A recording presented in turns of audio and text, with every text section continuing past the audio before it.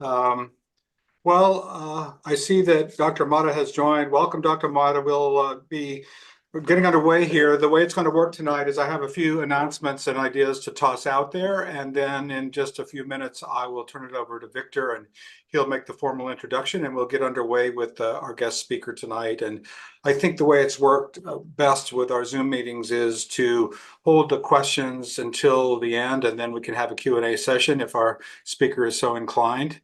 And then we'll take a break and we'll come back to some activities and projects going on in AAAP. Tonight, one of our members, Jim Peck, has volunteered to give the Unjournal Club, and we'll do that immediately after the break. We'll also then turn it over to Bill, who will talk about the latest on outreach events. We'll talk about what's happening at the observatory, an update on equipment and plans. And then if time permits at the end, I've been wanting to show you guys the latest on the Galileo project up at Harvard. And this is with our old friend Avi Loeb, who continues to turn over a lot of suppositions. And I want to show the latest findings that are coming out of the Galileo project if we have time. So with that said, let's see if we can move our slides forward. And that would be nice if we could move our slides forward, but we may not be able to. I'm going to stop sharing for just a moment, see what's wrong with my system.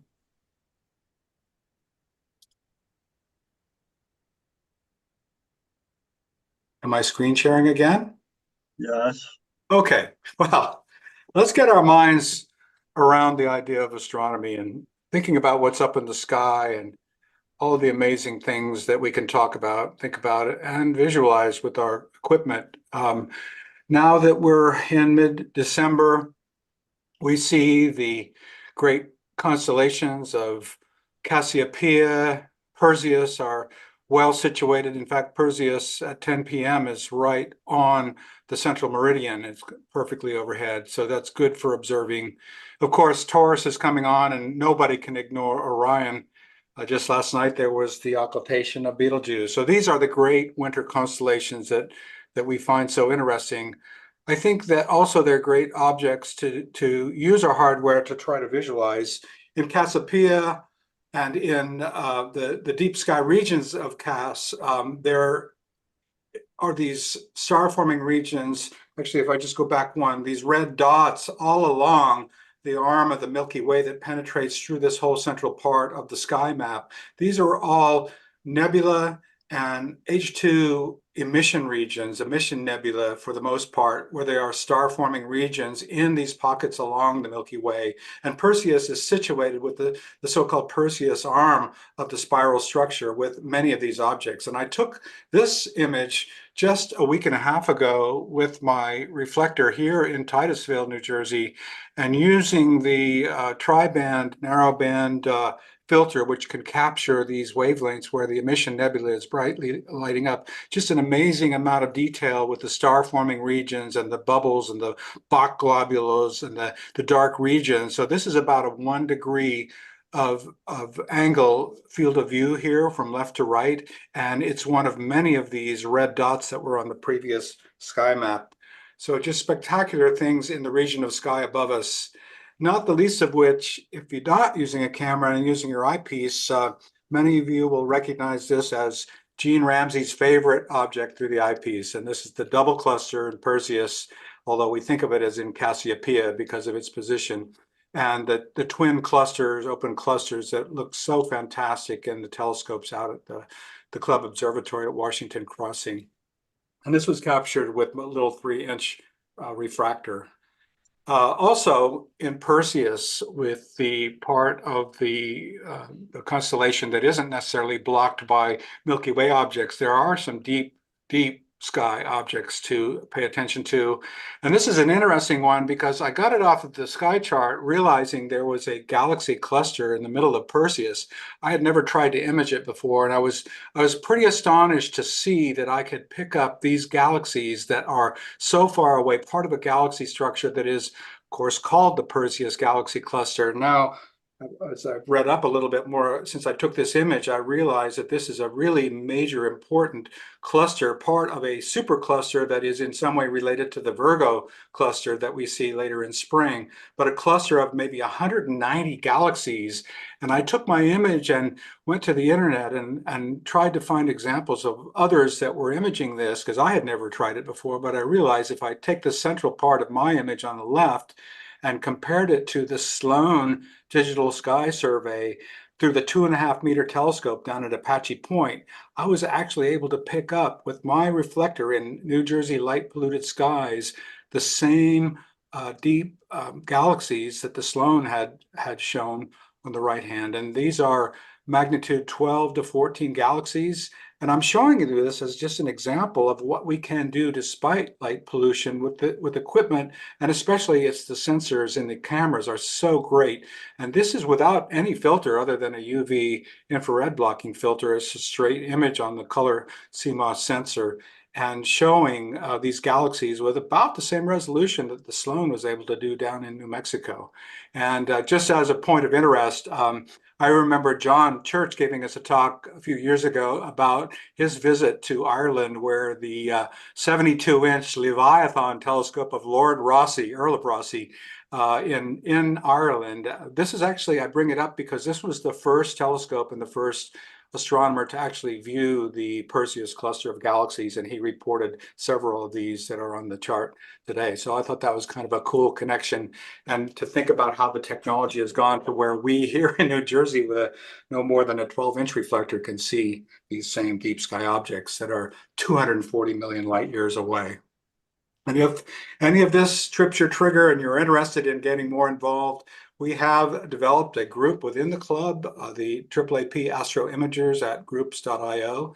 And this is a group that is meeting on the alternate but once a month on the fourth Tuesday each month by Zoom, being chaired by Mike DeMario. And we welcome members. If you don't have to have experience, you don't really have to have the hardware, but if you're interested and you're curious about how this is all done, send a note to secretary@princetonastronomy.org and indicate you're interested, and we'll get you enrolled in the group. It is members only, so we maintain a high degree of security, and it's a great way to exchange information about the technology, to share images and bring these things to your own life.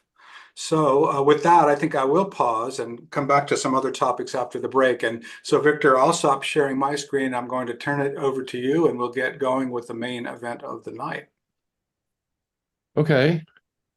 Well, we're all a little bit familiar, at least, with the topic of light pollution, but mostly we tend to discuss it from sort of an aesthetic point of view.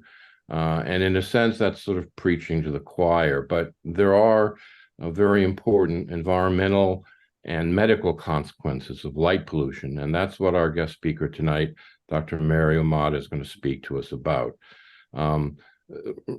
LED street lighting fixtures with LEDs are regarded as, good mitigating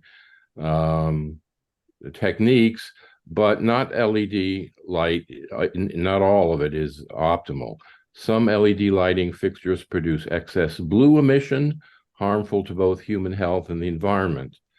The problem is with the disruption of circadian rhythmicity through suppression of melatonin production by the pineal gland. Melatonin has been shown to be an important adjuvant to the human immune system, and thus, when suppressed, has detrimental human health effects. Many white LED streetlights have a spectrum that contains a strong spike in the blue wavelength, which is most effective at suppressing melatonin during the night. There is now voluminous data showing a higher risk of hormonally linked cancers with melatonin suppression. Also, improperly designed lighting fixtures can result in glare and create a road hazard condition. This can be greatly mitigated by proper design, shielding, and installation so that no light shines above 80 degrees from the horizontal. The visual hazard by these very intense point sources is magnified by higher color temperature LEDs because light blue, or blue light rather, scatters more in the human eye, leading to increased disability, glare, and has serious implications for nighttime driving visibility. So that's a brief synopsis of the topic. About our guest speaker, Dr. Mario Motta is a retired cardiologist. He had been in practice at the North Shore Medical Center in Salem, Massachusetts since 1983. He's a graduate of Boston College with a BS in Physics and Biology and of Tufts Medical School. Dr. Motta, in addition to being a respected cardiologist, has a lifelong interest in astronomy and has hand-built a number of telescopes and observatories through the years to do astronomy research, including his entirely homemade 32-inch F6 relay telescope located in Gloucester, Massachusetts. He's been awarded several national awards in astronomy, including the Las Cumbres Award from the Astronomical Society of the Pacific in 2003, and also the Walter Scott Houston Award from the Northeast section of the Astronomical League. And in 2017, the Henry Olcott Award from the American Association of Variable Star Observers. He has also served as a president of the Amateur Telescope Makers of Boston and has served as a council member of the AAVSO and is a past president as well. So some of this, the smaller details, but you can read in the online article in Sidereal Times. One interesting note is that several years ago, the International Astronomical Union awarded Dr. Motta named an asteroid, in part for his work on light pollution and his amateur research. It's asteroid 133537 Mario Motta. So with that, Dr. Motta, thank you for being here. Okay, so thank you for inviting me. This is actually my 15th talk this year on light pollution. It's become a hot topic, which is a good thing, I think, because we need many activists working to combat this problem. I'm amazed you got that good a detail on your deep field of the Perseus supercluster, but it would certainly be better if you had less light pollution. Imagine what you could do if it was even darker. I mean, I got involved with light pollution like most of you are interested in because of my interest in the sky. But being a medical researcher, I got interested in the medical aspects of light pollution, and that's what primarily the talk will be about. He already described my background, so I won't dwell on this. I'll just add that I also, being a trustee of the AMA, I was able to get the AMA to adopt the restriction on overly blue LEDs. We'll talk a little bit about that. The paper is written, and I represented the AMA at the UN Office for Outer Space Affairs. It was a 2-year effort, international effort to control light pollution. So this is my back of my house, and you can see I am definitely interested in the sky. And this is the scope you alluded to. It's 32-inch f6.5. It's completely handmade. All the optics were handmade, and all 582 parts were made on my lathe or milling machine. So here's an image I've taken of 891. And so let's talk about medical aspects of light pollution.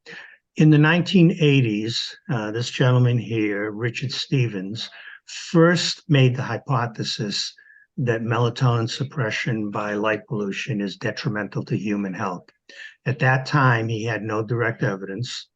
What he did, he's an epidemiologist at University of Connecticut, or I should say was, he died 2 years ago, but he was an epidemiologist. So his background is to find links to human health issues. And I read some of his early papers, and they seemed intriguing. We met at a conference and established a lifelong friendship. He was a real dynamic person who really put the issue of human health on light pollution on the map. And many of his predictions have been proven true, and many researchers have followed his lead. So why did he start thinking, whoops, go back. Why did he start thinking that light pollution is bad for human health?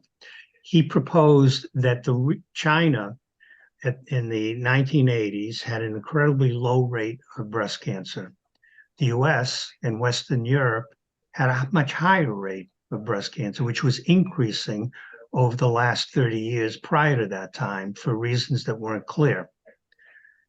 And most people just assumed that it had to be environmental toxins or pollution or what we're eating or something like that. But he noticed one simple fact. China was one of the most polluted countries on Earth with bad water and bad air.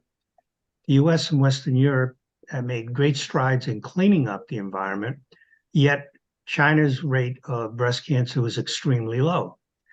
Chinese immigrants, when they immigrated to the US, rapidly developed the Western rate of breast cancers.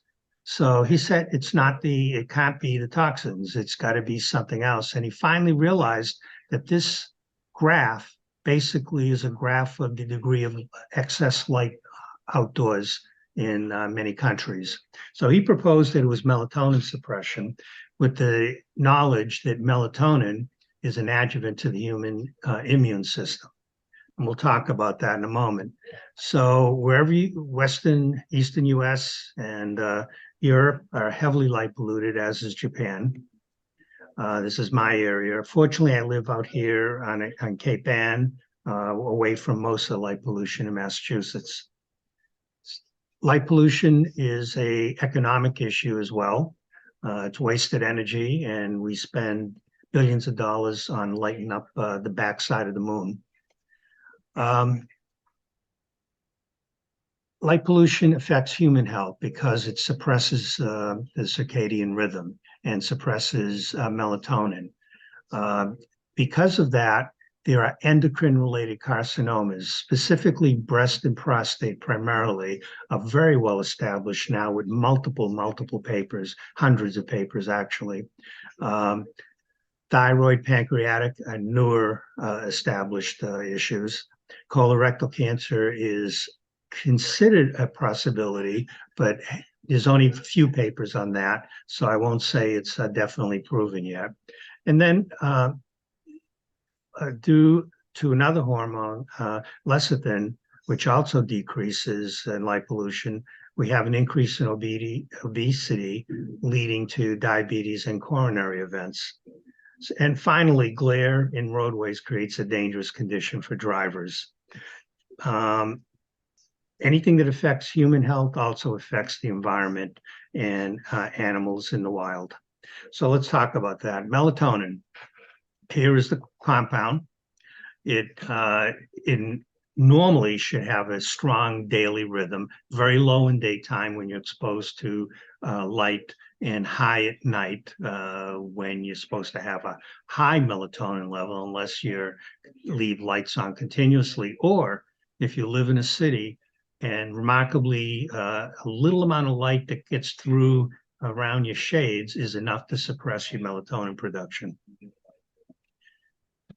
Melatonin is a T cell and B cell immune activist. It stimulates these cells when there's high levels. Now, I'm not saying, and no one says, that photons create cancer. What I'm saying is that by suppressing melatonin modulates monocytes, T cells, and B cells, which circulate while we sleep and seek out abnormal cells. So all of us, every one of us, produces 10 to 20 cancer cells every single day, every day of our life. We divide millions and millions of cells daily. You're not the same person you were a few months ago. Almost all your cells, except for your nervous system, are completely new.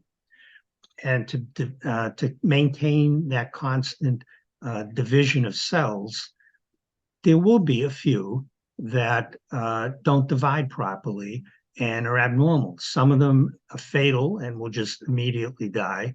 Others will survive, about 10 or 20 of them. And if left unchecked, they could turn into a cancer. That's where melatonin and the immune system comes in. It recognizes the abnormal cell and actively kills them. So if you imagine light suppressing melatonin, which is an immune stimulator of these cells, then it's no stretch of the imagination then to think that a few more cells, cancerous cells, might evade the immune system, survive, and turn into a cancer. And that's basically the mechanism. So it's not a hard concept to understand. So lest you think that that's a flight of someone's imagination, in 2017, the Nobel Prize in Medicine went to Hall, Rosbach, and Young specifically on this topic because they worked out the biochemical pathway of melatonin and how it acts with the immune system and other organs in the body. And here it is. I'm not going to go through this, but I just want you to know it is extremely well mapped out and well understood these days, something that Richard Stevens didn't know back in 1990 when he was acting as in his capacity back then. So melatonin has variable activity. We're humans and we have variable responses depending on, that makes us individuals. So there's a large population that has low sensitivity and a large population that has high sensitivity, and the average is in between. But if you test human subjects, you'll find that there's great variation in their sensitivity to light pollution. Here is the culprit. There is no such thing as a white LED. Okay, no one has discovered one yet. If any one of you finds out a way to make a white LED, you'll be instantly rich because the world will come begging for their solution. What we have is blue LEDs and other colors, of course, and the blue LED is covered with a set of phosphors, and that's where the manufacturing comes in. Each manufacturer has their own formula. The blue is peaks in the near ultraviolet and the around 450 nanometer range, and that blue then hits the coatings and re-radiates at a warmer wavelength. The problem is, depending on the coating, quite a bit of the blue can penetrate, depending on which manufacturer it is and what the color correlated temperature is. I'll explain that in a moment.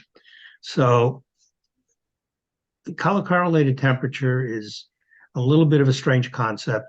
It was devised back in the 1800s, that long ago, when you take a hot iron poker, put it in a fire, and you see it gradually warm up to dull red. And if it gets hotter, it'll be a bright red. If it gets hotter, it'll be yellowish. And even when it gets to blue, it's essentially ready to melt. The point of the matter is, for some bizarre reason, the lighting industry has adopted that as their color scheme. Consequently, when they talk about 5000 K, what they're talking about is the equivalent color correlated. That's where that comes from. The equivalent of a very hot iron being heated. And 2700 is here and 2200 is here. Just so you understand where the term comes from. When you buy a light bulb, they will list the CCT, even though it has nothing to do with temperature. Most people will see any one of these lights as white. 6000 K is intensely white, blue white, 2700 K. Now, when you see them side by side, you can see is a little warmer. But when you see them on the street, they still look perfectly white. You don't see a color change till you get down to around 2200. The old high pressure sodiums, by the way, are 1800 in comparison. So here's the issue. This is what we want. Okay, a broad range of warm colors because they're easier on the eye. This is what we get. depending on if you have a 5000K LED, you get an intense amount of blue around the 450 nanometer range, which is because it's leaking through. In fact, 5000K is about 40% blue. If you go down to 2700, you only have 15% blue. We want as low a blue as possible for various reasons that we'll discuss, and as much of this as possible. Even within, say, a 3000K, there's wide variation depending on the manufacturer. So you really have to look at their specs, which most people don't look at. But on average, 3000K is about 20% blue. And this is the reason it's a problem. Back in around 2003, it was discovered that there is a receptor in the back of our eye that has nothing to do with vision. Okay, it's just like all the other rods and cones. It's a rod, actually. Rods and cones for our vision goes down the optical nerve and goes to the back of our brain where our vision center is, right up here. But there were these other cells that were discovered that had nothing to do with that. When they traced the fibers out, it turns out it goes to the pineal gland and to the reticulum system. What's the purpose of that? When the brain, when these cells see blue, they basically peak at 450. It's the only color they see.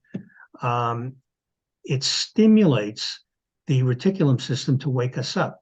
That makes sense if you realize how we evolved. We evolved to living in the wild, seeing the sunrise, the sky turns blue, and the brain now is saying, get up and get going. The other fibers go to the pineal gland, and guess what? Suppress melatonin, because that way you also will get up. The reverse occurs, though, at night. If you're in the dark, this shuts off.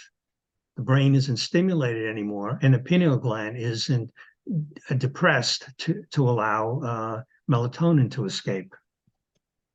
So numerous studies have been done on what we call clock genes. Those are the genes that allow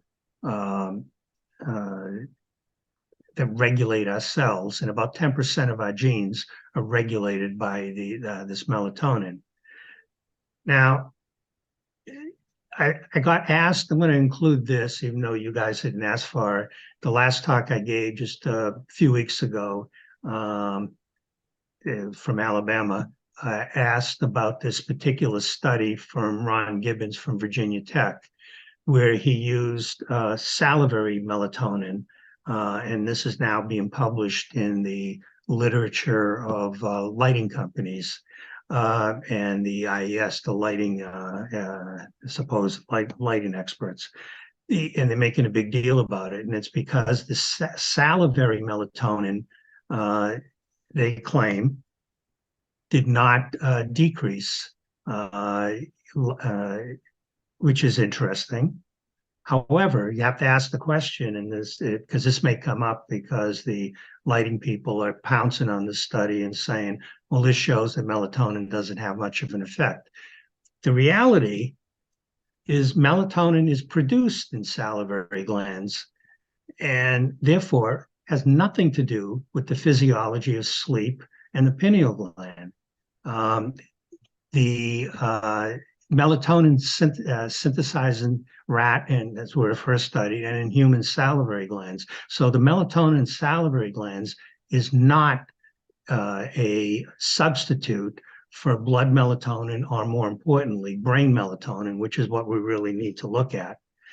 And review of the literature found that salivary glands are capable of synthesizing melatonin, and the concentration melatonin is reduced with age, starting at 40, but it has nothing to do with the physiologic mechanism of suppressing melatonin in the brain.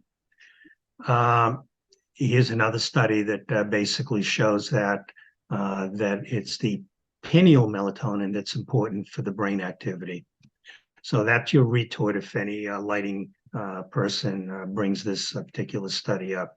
I found multiple papers that show that. You have to be careful with certain lighting engineers. They like to skew their studies.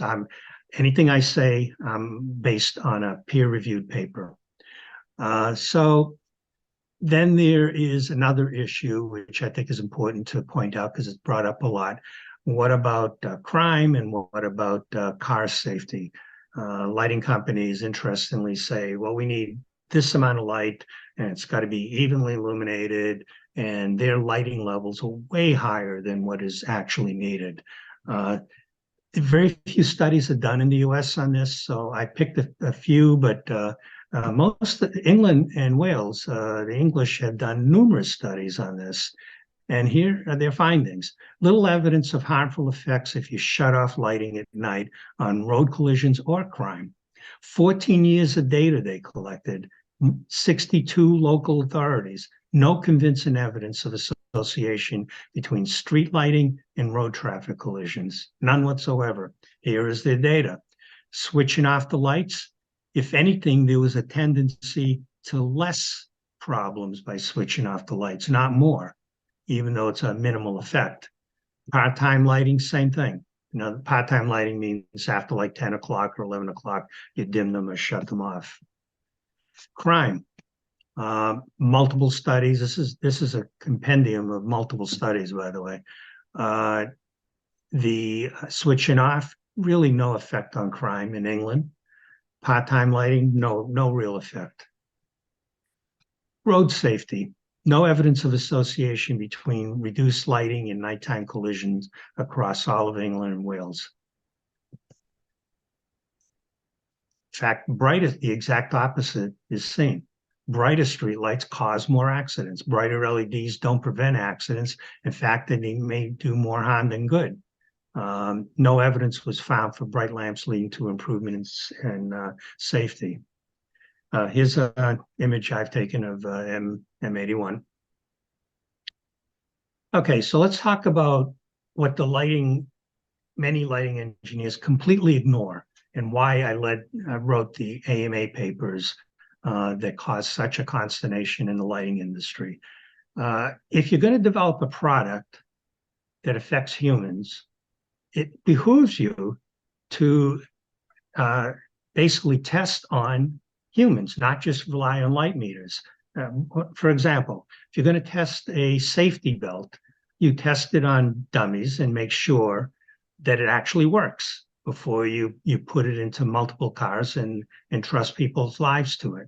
The lighting industry fails to do that at every turn and completely ignores how the human eye works. So here's a human eye. In the dark, your pupil expands out to about 6 or 7 millimeters. A little more if you're young, a little less if you're older. Once you get up to your 70s, 5 millimeters, probably as much as it's going to dilate. But the point is, if it's exposed to a bright light, even for a few seconds, it protects the retina by constricting the pupil to a pinpoint. So whatever the lighting level is on the street, if you have a bright point source, your pupil constricts so you don't have this glare in your eye. And by doing that, everything except that bright source now looks dark. And then the normal human reaction is, wow, we need more lights. Instead of looking at the actual problem, which is too bright a light that's causing the constriction. So here's a human eye. Goes through the cornea, a little bit of correction there, goes to the lens with a lot of correction, and focuses the back of the eye, how it normally is supposed to work. Here's a human cadaver eye cut in half. The red is the retina, here's your fovea, and the lens.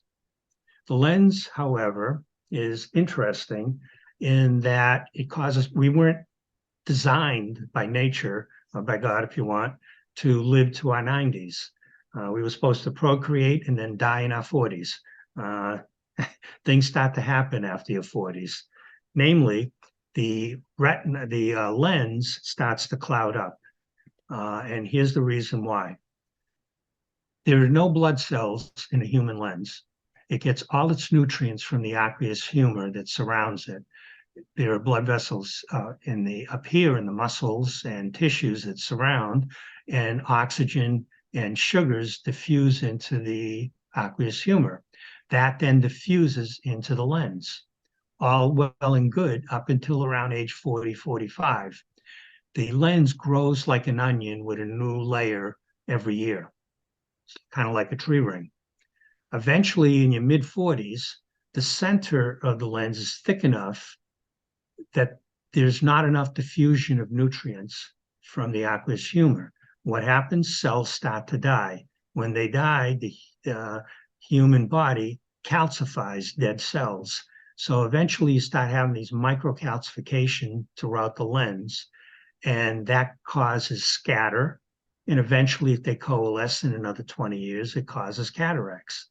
Okay, the scatter, that's why older drivers have much more problem with glare than younger drivers. I give this talk a lot, and I speak to older people, and they say they have a hard time driving, and I say, it's not your fault. It's bad engineering. Fix the engineers, and we can fix the driving problem.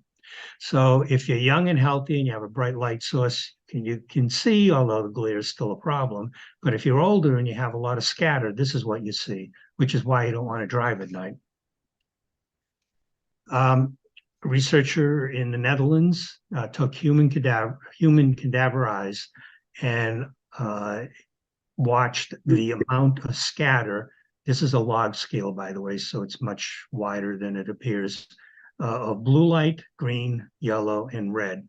Not surprisingly, we're all amateur astronomers here, so we know that the reason the sun looks red as it sets is because the blue is already scattered and the red penetrates more. The same thing with a human eye through our cornea, lens, and aqueous humors in the eye. The red penetrates the most and the blue scatters the most. Now, if you have a intense blue light, is it no surprise then that you have more disability glare because of the blue light, which scatters the most? You can minimize that by eliminating the blue. Here is a figure on when you're 20 years old, it takes about 1,800 millilamberts to cause what we call disability glare, meaning glare so bad it's interfering with your driving and safety. By age 60, it's 1/3 of that. So if you have an unshielded light, it's like this, and if you have a shielded light, you can see better. No surprise. Here's another example. People love to put up these wall packs for security, which makes you unsecure. If you block the light, you can actually see better. That's why shielded lights are an improvement. Here's another good example. This is when I gave a talk up in Canada a few years back. I borrowed these two slides from a friend of mine who's a researcher there. So most highways, including in Canada, have a light source when there is an intersection. Can you see anything beyond where the light is? Because it's an unshielded light. It's too bright here, it's dark there. Here's a person just stepping forward by 5 feet. So 5 feet back, 5 feet forward. Okay, if you're driving along the highway at about 40 to 60 miles an hour, you're going to hit that moose, you're going to hit that deer, and you're going to hit an unfortunate person or a car stalled because of this light. You'd be better off if there was no light at all. Of course, the simple solution is simply shield the light so that way you don't constrict the pupil and don't make the light so intense that everything beyond that light source is black. France, in fact, is mandated throughout the country that they're going to shield all LEDs. We need to do the same here. Another thing about LEDs is there's about a 4-to-1 ratio over the light output per watt compared to high pressure sodium. So a lot of town managers are feeling the pressure to switch to LEDs to cut costs. That's absolutely fine. We absolutely, and my AMA report says that, we absolutely should switch to LEDs. No question about it, because it saves energy. You get 4 times as many watts. But then you got to follow its logical conclusion with that. If you have a 60-watt high-pressure sodium, and the electric company sells you a 50-watt LED, now you have the original, what would have been 250 watts, okay, at the equivalent amount of light. And that's happening all across the country. People are putting up 40 to 60-watt LEDs in place of 60-watt high-pressure sodium. And of course, the streets are now too bright and create glare hazards. In Gloucester, where I live, I got them to convince to put up the lowest they had was 19 LEDs, should have been 15. Even these are brighter than what we had, but at least they're shielded and the wattage is much closer to what it should be. So this is what you've got to insist on if your town is going to switch to LED lights. There's a 4-to-1 conversion factor. So on the left, too bright a light, switched over to LEDs that are shielded. Which do you think is safer and which do you think is a better, easier drive and walk? Clearly the one on the right. This is how you convince your town councilors to, this is how I convinced my town. This is over 14, 15 years ago. I simply asked for a list. I was asked to be put on a council to for my town to study this. And I asked for simple things. Give me all the light fixtures in town, okay? And the second thing I asked for was give me a list of intersections that have the most accidents, okay? Turns out in Gloucester, Massachusetts, this intersection had the greatest number of accidents. So it had like 8 or 9 per year. Here is a St. Anne's Church and a school associated with the church, and they have this humongous security light up top. Now, by security light, I say that jokingly because you could have an army on the grounds here ransacking the school, and you never see them because of the glare. This light, there is a true light for the street here, it never turns on because of the security light suppressing the light meter. Consequently, drivers that are coming down are blinded by this, can't see cars coming left or right. They have accident after accident. When I pointed that out to the city council, I had one of these, those kind of moments. So they finally believed me, got the school to take that down and put up proper shielded lights. The accident rate plummeted. They only had like 1 a year. Okay. This is how you convince your town to do the right thing. It's not something that'll come naturally to their consciousness unless you point it out. Here, another thing you'll hear from lighting engineers is mean detection distance by lighting and weather. Well, here's a flaw in their argument. They're pushing these 5,000 K lights in many cities, 4,000 K lights. Here's a study by Ron Gibbons, who is a lighting engineer at Virginia Tech. The greatest visibility was with the old high pressure sodium, 130 feet down the road. Next, with 3,500 K, the worst was with 6,000 K lighting. It actually decreased your vision down the road. Their own studies, they don't publicize this. Here's another one that they did. Again, this one had very little difference between them.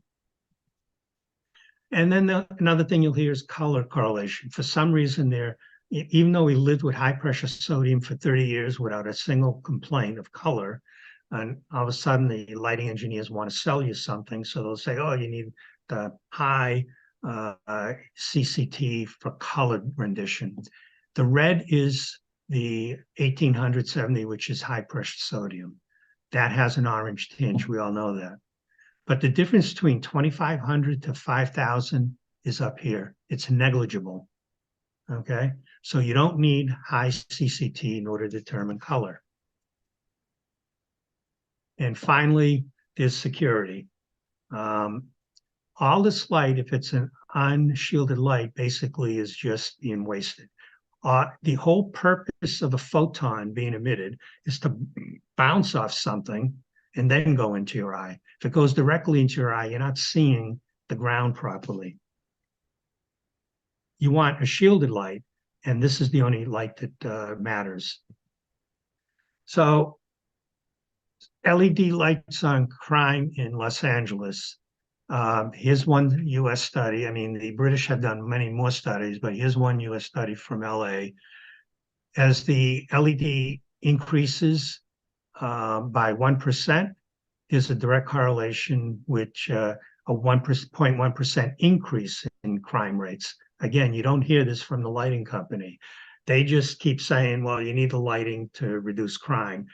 I have challenged them for over 20 years. If that's true, please give me a paper. I'd love to show it in my talks.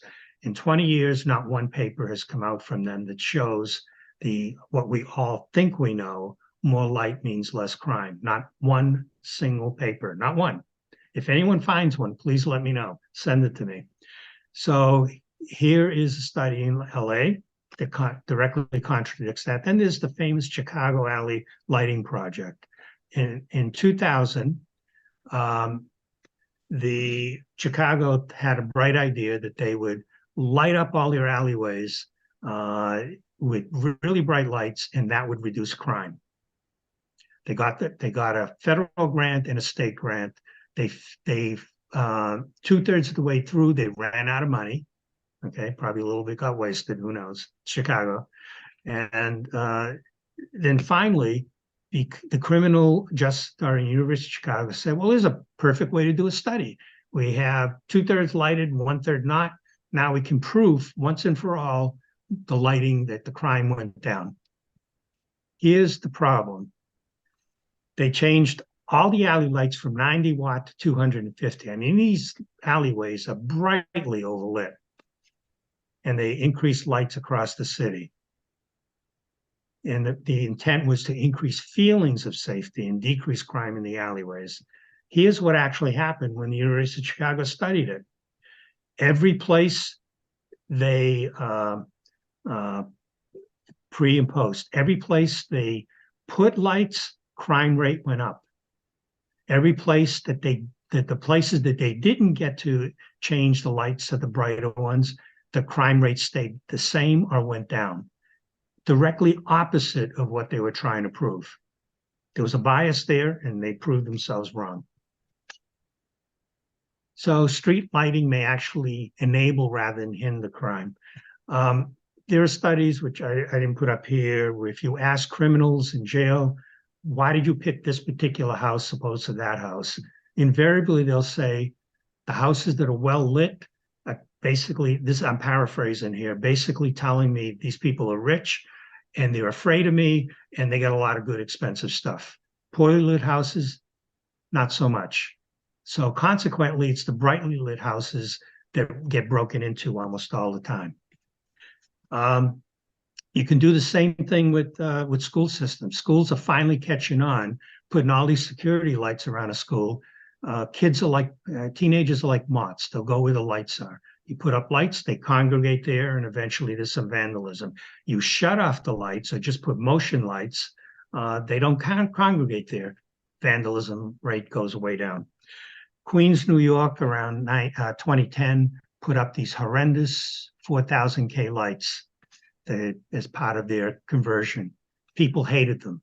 There are about 30 New York Times articles basically saying, this one is in 2017, basically saying how much the townspeople hate them. Shines in their windows. There were reports like it feels like I'm living in a prison. And now many cities have are requiring 3,000 K or lower, and some states now have light pollution laws. Around the time of my AMA reports, when the lighting industry went a little berserk on me, right after that, Toronto actually stated they want to be AMA compliant with their lighting, not IES compliant, which drove them insane. Recently, Seattle and Pittsburgh, which were one of the early adopters who went to 4,000 K lights, voted to take them all down and put up 3,000 or 2,700 lighting. You don't realize it until you live next to these lights, how detestable they are and how awful they make you feel. So here is 2,700 light green grass. tan sidewalks. The color is perfectly fine. Certain places in California had put up the wrong lights, and Davis, California is a good example. In 2014, they had, well, 4 years before, they put up 4,000 K lights. People hated them. They had a town meeting. How often does this happen? The town fathers basically said to them, well, it'll cost us money and you're going to have to, you will need a tax increase. The town actually voted for a tax increase to get rid of the lights. That's how much people hate 4,000 K lights. When do you hear that? Monterey sued their own town because they didn't follow good rules, and they put down the 4,000 K lights. Here's a place not far from me in Chelmsford, 2,700 K lights. The color rendition is perfectly fine. You don't need 4,000 K lights. Here's another thing you'll hear. I've heard this at several talks where a lighting engineer will get up and say, wow, moonlight is 4,000 K, so what's the problem? We're just recreating moonlight. So that's why I put this slide from now on. After the third time I've heard that nonsense. The blue is a spectrum of the moon. You guys all know what a spectrum is. 2,200 LED is the red, and a 4,000 K is the black. Yes, this part matches the moon. What they conveniently like not to discuss is this huge blue spike. And I always like to point that out to lighting engineers, and you have to be blind not to notice this glaring blue spike there. So it's not the same as the moon. And then again, wasted electricity by shining light into space. It is the equivalent of billions of dollars. Put it another way, 100 watts of the old incandescent dusted on lighting is a half ton of coal. So that's 4 LED lights. Here is my view of the Trifid Nebula. All right, so 2009, being interested in the subject and working with others, I got the AMA to adopt this policy, which remains in effect, that lights should be shielded to prevent glare. This is kind of a no-brainer. No one really fought that, even though a lot of lighting produced is not well shielded. At least they didn't argue that point. 2012, because of, at that point, numerous papers that showed serious human health damage, I got these researchers. You may recognize some of the names: Lockley from Harvard, Gibbons, Brainerd from Thomas Jefferson. Actually, they're Thomas Jefferson near you, right? And Blask from Tulane, to help me write a paper to push the AMA to adopt. At the time, I was on the Council on Science and Public Health. We got this paper done. It's had 136 peer-reviewed papers cited, and because of that, you can't get anything through the AMA, trust me, unless literally every word is peer-reviewed. Even after that, it was sent to 4 institutions to get reviews. It came back, absolutely no problem. The science is dead on and correct. It got passed by the AMA in 2012 that basically said we should limit blue emission in outdoor lighting, and even in indoor lighting at night, but that's an individual choice, of course. But at least we should not use tax dollars outdoors to create detrimental effects. Lighting industry completely ignored it, although others have. I will add Apple phone. I'm sure you guys have that. 2013, the Apple company read this report, actually, and because of that, starting in 2013 and all subsequent iOS, their operating system, they automatically dim and eliminate blue after 9 p.m. That's the standard setting. You can change it if you want, but that's the standard setting. So Apple took notice and other companies took notice. The lighting industry, not so much. So they're putting out around 2015, 2016, they're basically mass producing hundreds of thousands of 4,000K lights because they're going to replace every light in the country, and they're going to make billions of dollars doing it. So Siemens, for example, bought, I kid you not, 2 complete shipping boats from China that they filled up in warehouses across the country, and were going around saying, you need these new lights because it'll save you money on energy, which is true, but not saying that they're unshielded in 4,000K lights and horrible for the environment and for human health. They completely ignored that. This came out, and Chicago, again, I was on the Council on Science and Public Health then, because the AMA is in Chicago, that's their home turf. Someone gave this to the city council. They were about to sign a contract with Siemens for 4,000K lights. Chicago read that, did their own study, hired their own experts, and 3 months later ripped up the Siemens contract, which they hadn't signed yet. This was a $1.1 billion contract. Ripped it up and said, we want 3,000K lights. Siemens didn't have any. All they manufactured was 4,000K lights. They lost the contract for that reason. To this day, if you mention my name to anyone from Siemens Lighting, you will get a series of nasty swear words, I assure you. So this is the conclusion of the AMA after this additional paper, which is available at my website and at the AMA, and is part of the AMA policy right now. We encourage the use of 3,000K or lower. Many of the lighting companies forget the or lower. At the time, we were thinking forward. Right now, I would say 2,400 to 2,700. All LED lighting should be properly shielded, minimize glare to minimize detrimental human and environmental effects, and it should be dimmed for off-peak time periods. That's current AMA policy and what we recommend for cities and towns. How do we get there? So the IES, which is the Illuminating Engineer Society of North America, they fought us tooth and nail. I can't believe, you wouldn't believe the demands we got to retract AMA policy. Basically, we got letters saying, you're a bunch of docs, you're not engineers, you don't know what you're talking about, we're the experts, get back to treating, to pushing pills and leave us alone. That's basically what they said, I kid you not. I've saved some of those nasty emails. So they fought us for a few years. They were rapidly losing the battle. Finally, in 2018, they kind of changed, softened, and in the latest one, this is their handbook, by the way, that recommends lighting practice. The latest one in 2022 finally almost mirrors AMA policy. It took them 6 years, but they finally have given up.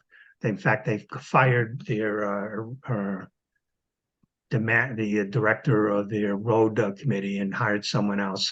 And they're a lot more reasonable these days. However, if you go to meetings for towns and you have a lighting engineer, there aren't that many of them, you'll frequently find contradictory statements. Part of the problem is this costs the lighting engineer about $500.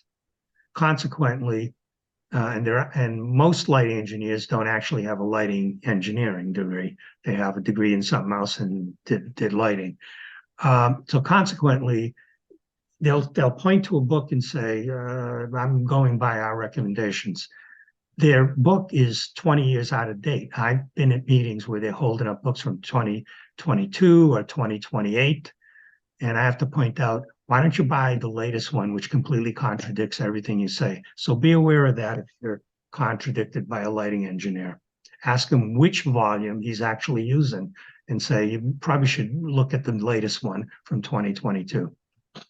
So blue light, let's talk about the medical effects directly. How am I doing on time? Are you guys okay? Good, good. So, like I said, the iPhone adopted and there are programs now you can put on your computer that'll dim the blue on your computer. Of course, you can't do anything about TVs. Is M51, that doesn't look right. Okay, so I was then appointed to Dark and Quiet Skies, which is a UN effort to limit light pollution. And basically, it was for protecting astronomical observatories. That's why it got started. But constellations of satellites, radio astronomy, dark sky oases, which is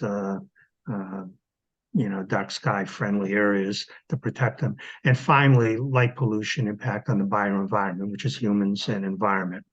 And it was a 2-year effort. Yeah, my name's here, but this is an international group.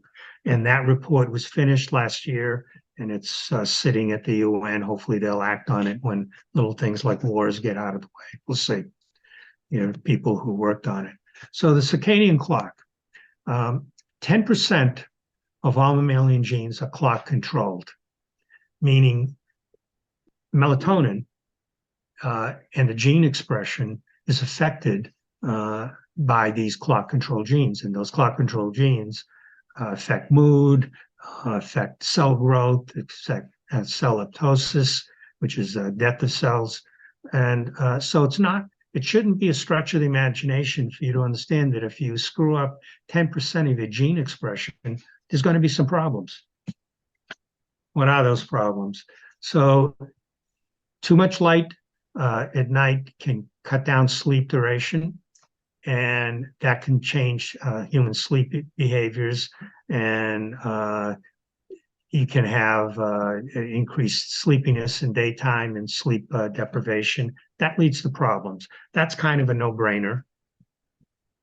Second thing, back in the 1990s, Richard Stevens proposed 4 tests of his theory. That's when it was epidemiology and not proven like it is now.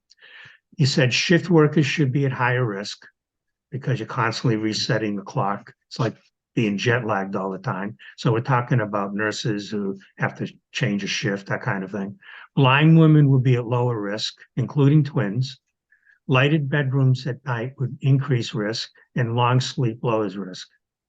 Every one of these has since been proven with hundreds of papers. So those are true statements now. So let's talk, I'm just going to put up one particular study. So breast cancer in sighted women compared to blind women. I don't know how they did it, but about 400 or 500 twins were found around the world. And twins were studied. One was blind, one wasn't. And in the US, the one who could see, the twin who could see, had a 1.75% higher risk of breast cancer than the one who was blind. Sweden, Finland, and Norway, same thing. Different percentages, but basically the same thing. So being blind does have one advantage: you're less likely to get breast cancer. Not a way you want to do it, though. Better to just shut off the lights, right? Then you say, what's the level of evidence for that? Well, international, what's the ARC stand for? I'm having a mental block right now, but it's on cancer models. Group 1 is carcinogenic to humans. That's like if you give someone benzene, have them drink it or rub it on their skin, you're going to develop a cancer within a year. Highly toxic. That's the only way you can get to group 1. Group 2A is smoking. It's because it takes 30 years to develop, and not everyone who smokes will develop a cancer. The melatonin suppression is lumped in group 2A, probably carcinogenic to humans. The exact same level of proof as in smoking. Here's a cancer journal from 2013 that I was involved with, along with Blask and Lockley and Brainerd. I think I was the first cardiologist to have a paper in Journal of Cancer, but it dealt with breast cancer and lighting. So let's talk about light pollution and cancer. There is numerous studies that show a significant association between light at night and breast cancer, and a modest relationship between light at night and other cancers. Let's take a look at that. Melatonin, I already mentioned, buffers the immune system. So this is a paper from 2013 showing that this paper supports the idea of melatonin as an immune buffer, acting as a stimulant under basal immunosuppressive conditions or as an anti-inflammatory in the presence of immune responses such as acute inflammation. It does a number of things, which we don't have time to go through tonight. It's not going to be a medical talk, but I want you to know this is well established and there is an issue. Melatonin stimulates production of macrophages. Those are the cells that go out and actually do the killing of bad cells, and stimulates the production of NK and CD4 cells, which light up the cells that need to be killed. So that's why melatonin is important for cancer prevention. So the mechanism is that if you suppress all this, then you have a slightly higher chance of a cancerous cell to escape. Does that make sense? So influence on, here's another study, has oncostatic properties in different tumor cells. By that means it suppresses cancer. Light at night and risk of breast cancer, a systematic review. This is a review of how many papers was this? 17 studies through September 2021. And they all basically showed the same thing, that there's a direct linear relationship after which the curve flattened on premenopausal women. Postmenopausal, it's a slightly different mechanism, although there is an increase with light as well. But premenopausal especially are at higher risk with bad lighting at night. So 17 studies all showed the exact same thing. Artificial light at night and breast cancer in white and black women, basically another study showing the same thing. So I'll use this study in a little more depth, but the others basically show the same issue. Here's a longitudinal study, 110,000 women who are nurses. The reason this was chosen is because these women were studied from 89 to 2013. Their health habits were watched closely. Did they smoke? Did they drink too much? What pills were they on? What were their health habits? So all that's controlled for. Other papers have come out of the nurses study as well, but they also studied it for light pollution. What they did is they looked at the woman's zip code and matched that with satellite images of the amount of light pollution on the ground in that zip code. And then broke the women up into quintiles from lowest light in a rural area to highest outdoor light in the middle of a city and everything in between.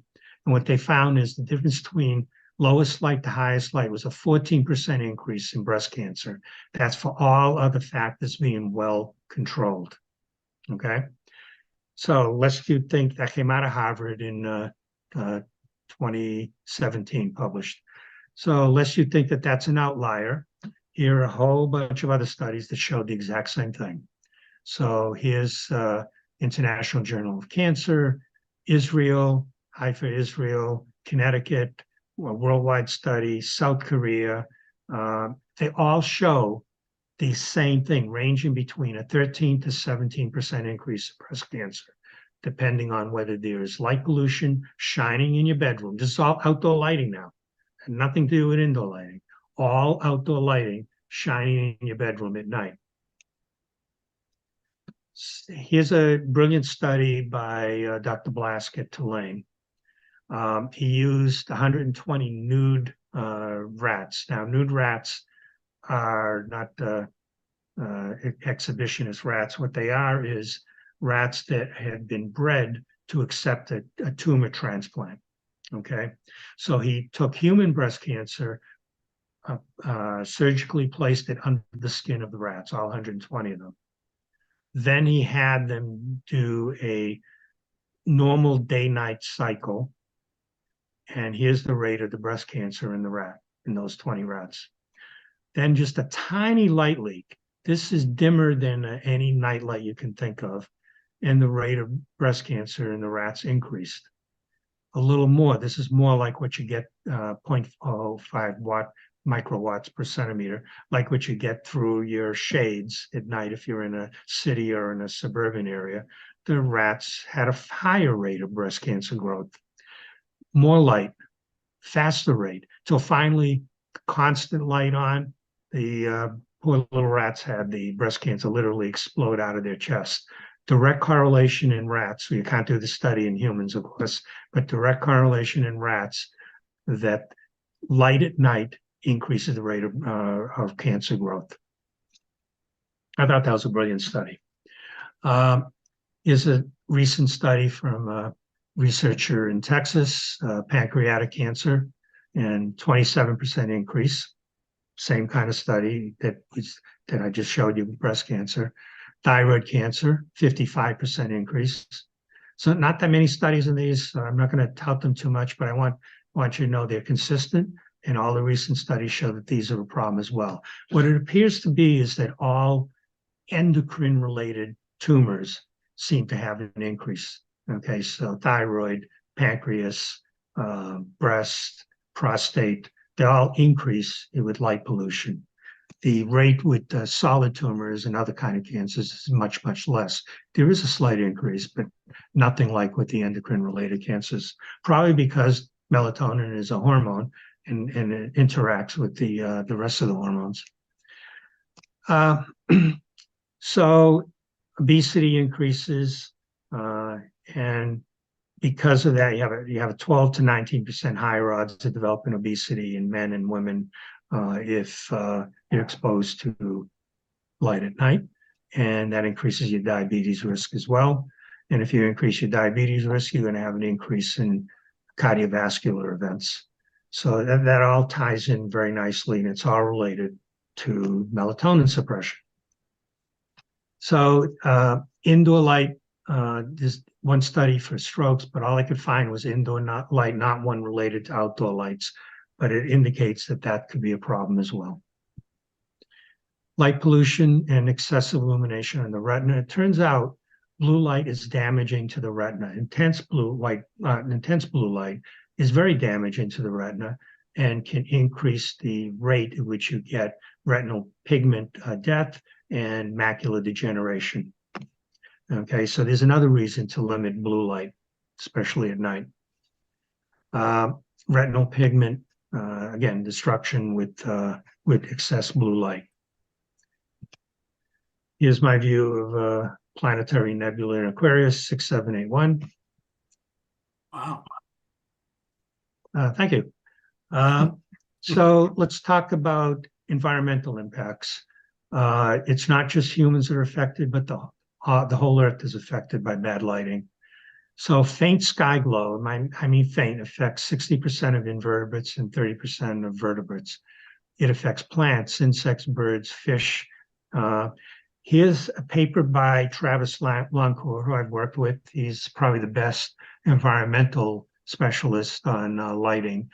He's from the University of Southern California, and he wrote a great paper in Nature in January of 2018. And here is the last sentence in his long paper. And it's important enough, I want to read it. If a lighting environmental effect on a particular species has not yet been documented, it's probably because it's not yet been studied.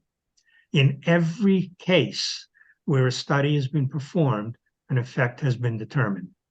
That's a quote from his paper, last sentence of his paper. Okay, what he's saying there is there are many species which may not say that they're affected by light, but that's probably because they haven't been studied yet. Every time he studies a species, light at night has a detrimental effect. Every single case is yet to find an exception. So light pollution. Animals can have disorientation. Artificial lights can interrupt interactions in species, such as birds looking for moths, etc., to eat. So there is an impact on time and quality of reproduction. Mammals delay time of birth. It affects when they mate and give birth. Songbirds can change their seasonality because they depend on the seasons. And if there's excessive lighting, they think the seasons are not moving along like they should.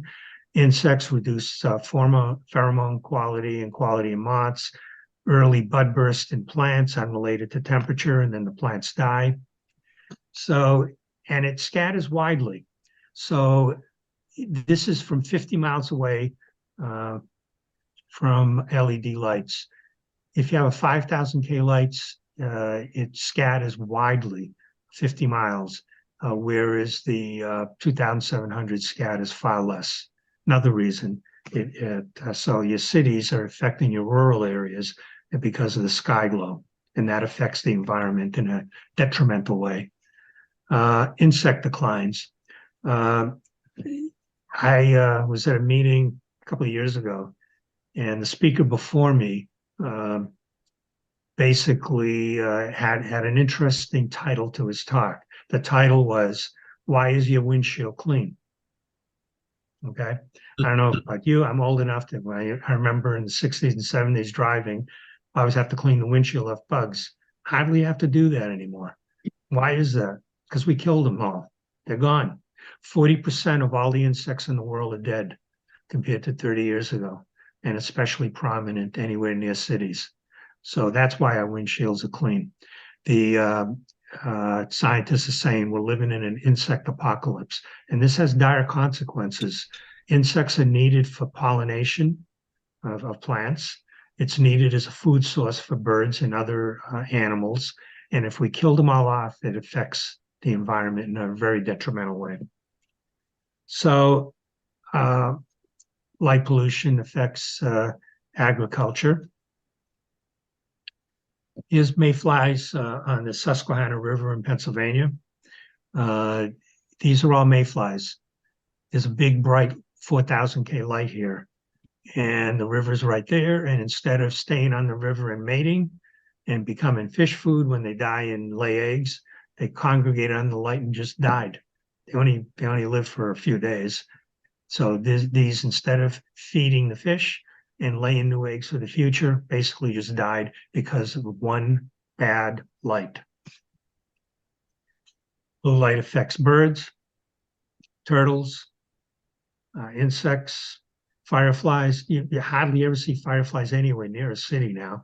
If the male and female firefly can't see each other because they're drowned out by light pollution, you get no baby fireflies. Makes sense, right? Turtles were dying in Florida, and everyone just assumed that it was toxins in the sand because of human activity. Well, a researcher at Southwest Florida, Southeast Florida, I can't remember the name, I'm sorry, basically determined that it was the lights. People in Florida at that time, and 20 years ago, loved setting up all these high-intensity lights to the sand so they can watch the waves come in until they fall asleep. Turtles hatch in the sand and are conditioned through millions of years of evolution to go to the brightest spot. They hatch primarily at full moon to go to where the bright spot is, which happens to be the ocean.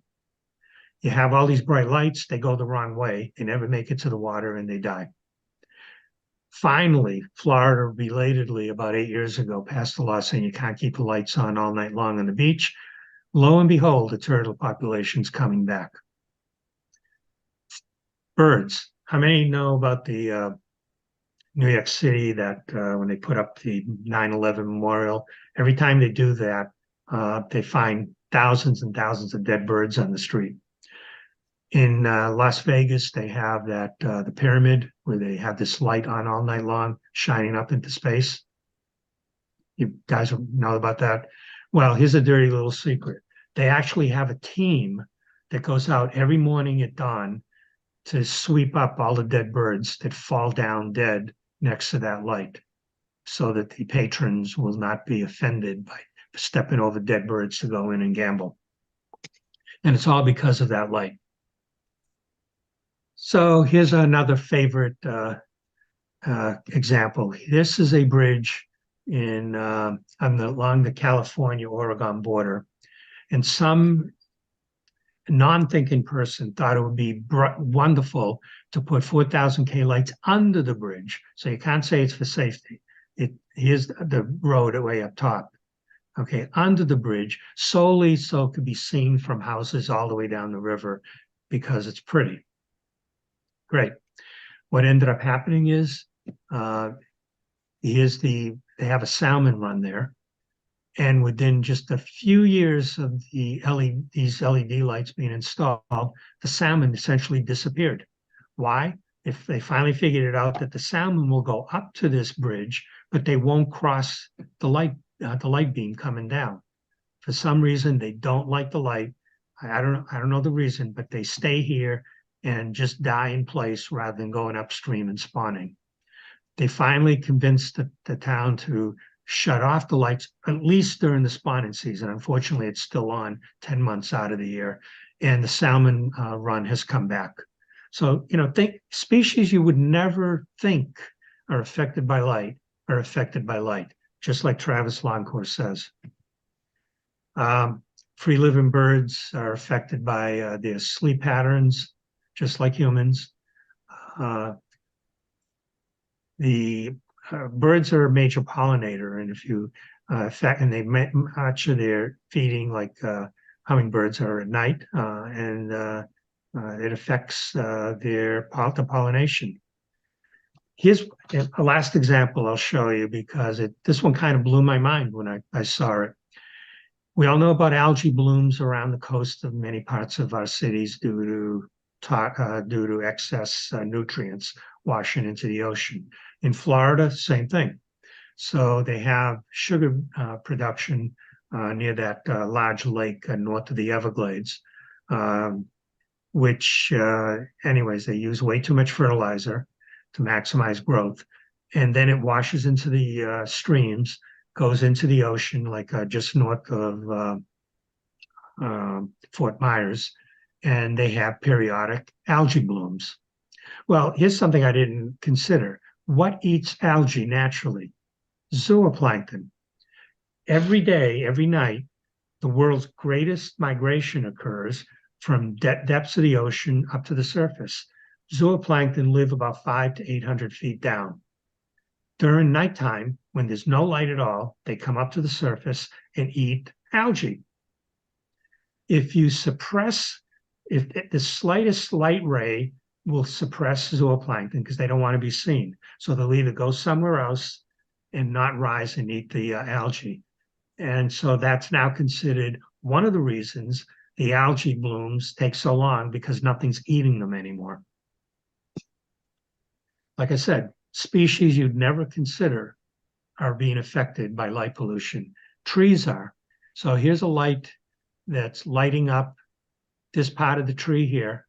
This part of the tree thinks it's winter. This part thinks it's still fall because of the light. Consequently, the trees produce a hormone to drop the leaves.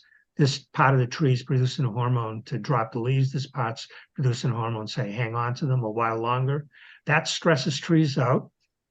And here's a study from Purdue University showing that trees in light polluted areas only live half to 2/3 as long as in a natural setting, okay? It affects every species on Earth. That's your mantra to remember. And finally, just because we're all amateur astronomers, I certainly would rather live here than here. I live in about 4.5. I don't know what your border is, but I find that you don't lead with this when you're talking to city councilors. They don't really care. All they care about is this going to cost me money or save me money. Actually, LEDs will save money. All you got to do is convince them to use the right ones, which don't cost any more. But then after you got them hooked by that, say the magic words, this won't cost you anymore to do the right thing. Say, wouldn't you rather live here? And it's usually helpful to bring some kids along who really like the night sky. So this is how many lights are affected. So in the Bortle, in visual magnitude 6 zone, like a Bortle 2 or 3, you see 6,000 stars. If you're in a visual magnitude 2 or 3, you're down to only 70 to 100, 200 stars, which is where most of us live now. I'd rather live here than here. So the UN has taken this up, and part of that UN report is to protect dark sky sites. And the Europeans are ahead of us. I just got done with a conference early this year. It's the second year in a row I've done this. Stands for Responsible Outdoor Lighting at Night. and it's a European consortium to cut down light pollution. Czech Republic has banned all outdoor lighting that's blue and not shielded. 5 of the Italy's provinces have done the same now. Poland is on board. And some parts of France are. So slowly, this is catching on in Europe. I wish we could have the same kind of effect in the US. They're ahead of us now. Here's my view of Saturn. And here's one of my favorite galaxies, NGC 4595. Well worth the look. So I'll stop there, answer any questions if you like. Here is my website, marimotamd.com. If you want to download many of these studies, I don't have them all there, but if you get on, just ignore the AMA stuff, go down to, I think, the 4th section down, click on link to light pollution, and there's a whole bunch of studies, including the AMA reports, you can download if you wish. And if you want to look at about 900 of my photos, go to the astronomy section, and it's divided up into NGC and Messier and all that kind of stuff. Feel free to look. All right, I'll stop and answer any questions.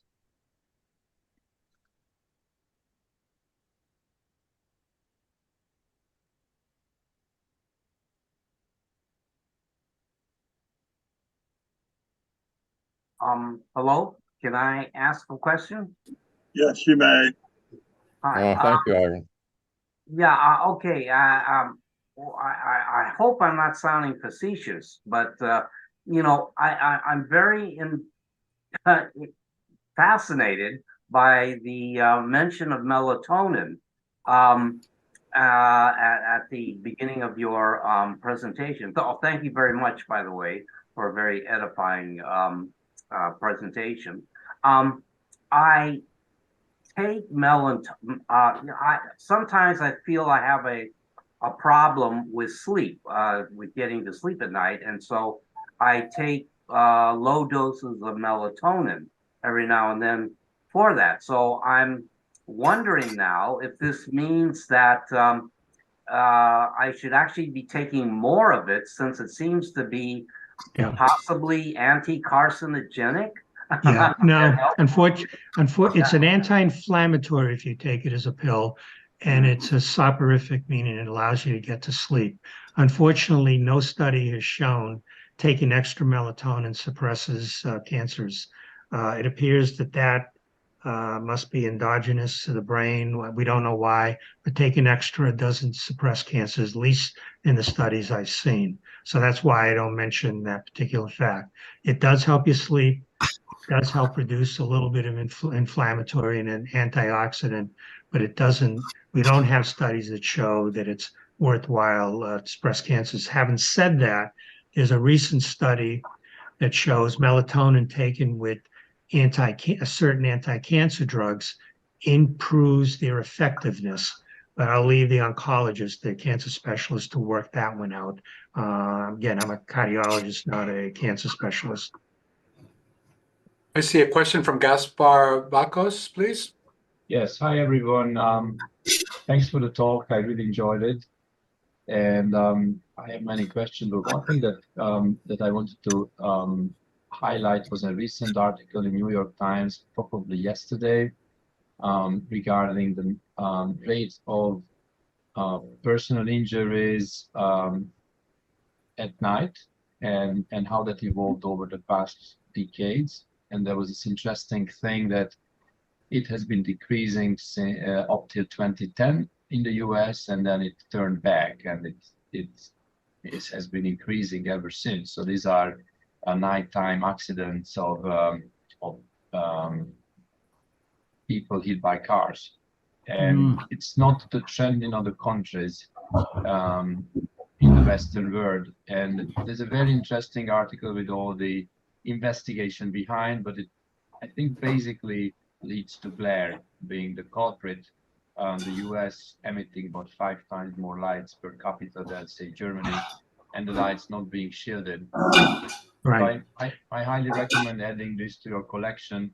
And I have also I read it, and it doesn't really give any good conclusions, and it doesn't really cite any scientific references. So I don't cut out newspaper clippings. I want to see scientific studies. I wish they did delve into it, but they didn't. So it's kind of a lost opportunity. I think the increase in hits are because car headlights are so bright these days with 4,000 and 5,000 K headlights that they're blinding people, and they can't actually see the road as well. And the amount of lighting has increased dramatically over 10 years. So it's certainly not because we have less lighting or inadequate lighting. I think it's because we have too much lighting and it's too bright and too blue, personally. Okay, yeah, but thanks. That's interesting. I've read through, there are hundreds of comments after the article, which are always not only entertaining sometimes, but eye-opening. How people think. You see many comments saying it's simply because there aren't any lights, whereas others claim other sorts of clues and evidence. I was wondering, why not advocating for less than 3,000 kelvins? That's, it seems to me right now the standards, various standards you quoted are saying it should be 3,000 Kelvin or less, but it has been an evolution of 5 to 4, 4 to 3.5, 3 to, and in fact, I think the best would be to go much lower, to like 2,200. I'm not following what you're asking. I'm sorry. Can you repeat the question? Yeah, so the question is, I've noticed that that the recommendation on the color temperature of lighting is now 3,000 kelvins or less. Correct. But why are we not advocating for a significantly smaller color temperature? I do. 2,200. When that paper was written, the best available lighting, it was still new, was 3,000 K. That's no manufacturer made lights lower than that. Nowadays, you can get down to 2,200. I advocate for 27 to 2,400 as the best compromise. The best lighting is in Quebec, Canada. Quebec has a manufacturer that makes amber lights. Instead of the blue LED, they use amber. They have zero blue. They're using that also in parts of Hawaii to protect the observatories. I've seen that lighting. The lighting is fantastic. There's hardly any glare, and there's no harsh blue. I wish the US manufacturers would start taking note of that. But right now, there's only one manufacturer, and they're in Quebec, and all of southern Quebec is being lit up by those kind of lights. People love them. You remember the name of that manufacturer? Not off the top of my head. I'm sorry. Look, they use it in Sherbrooke, Quebec.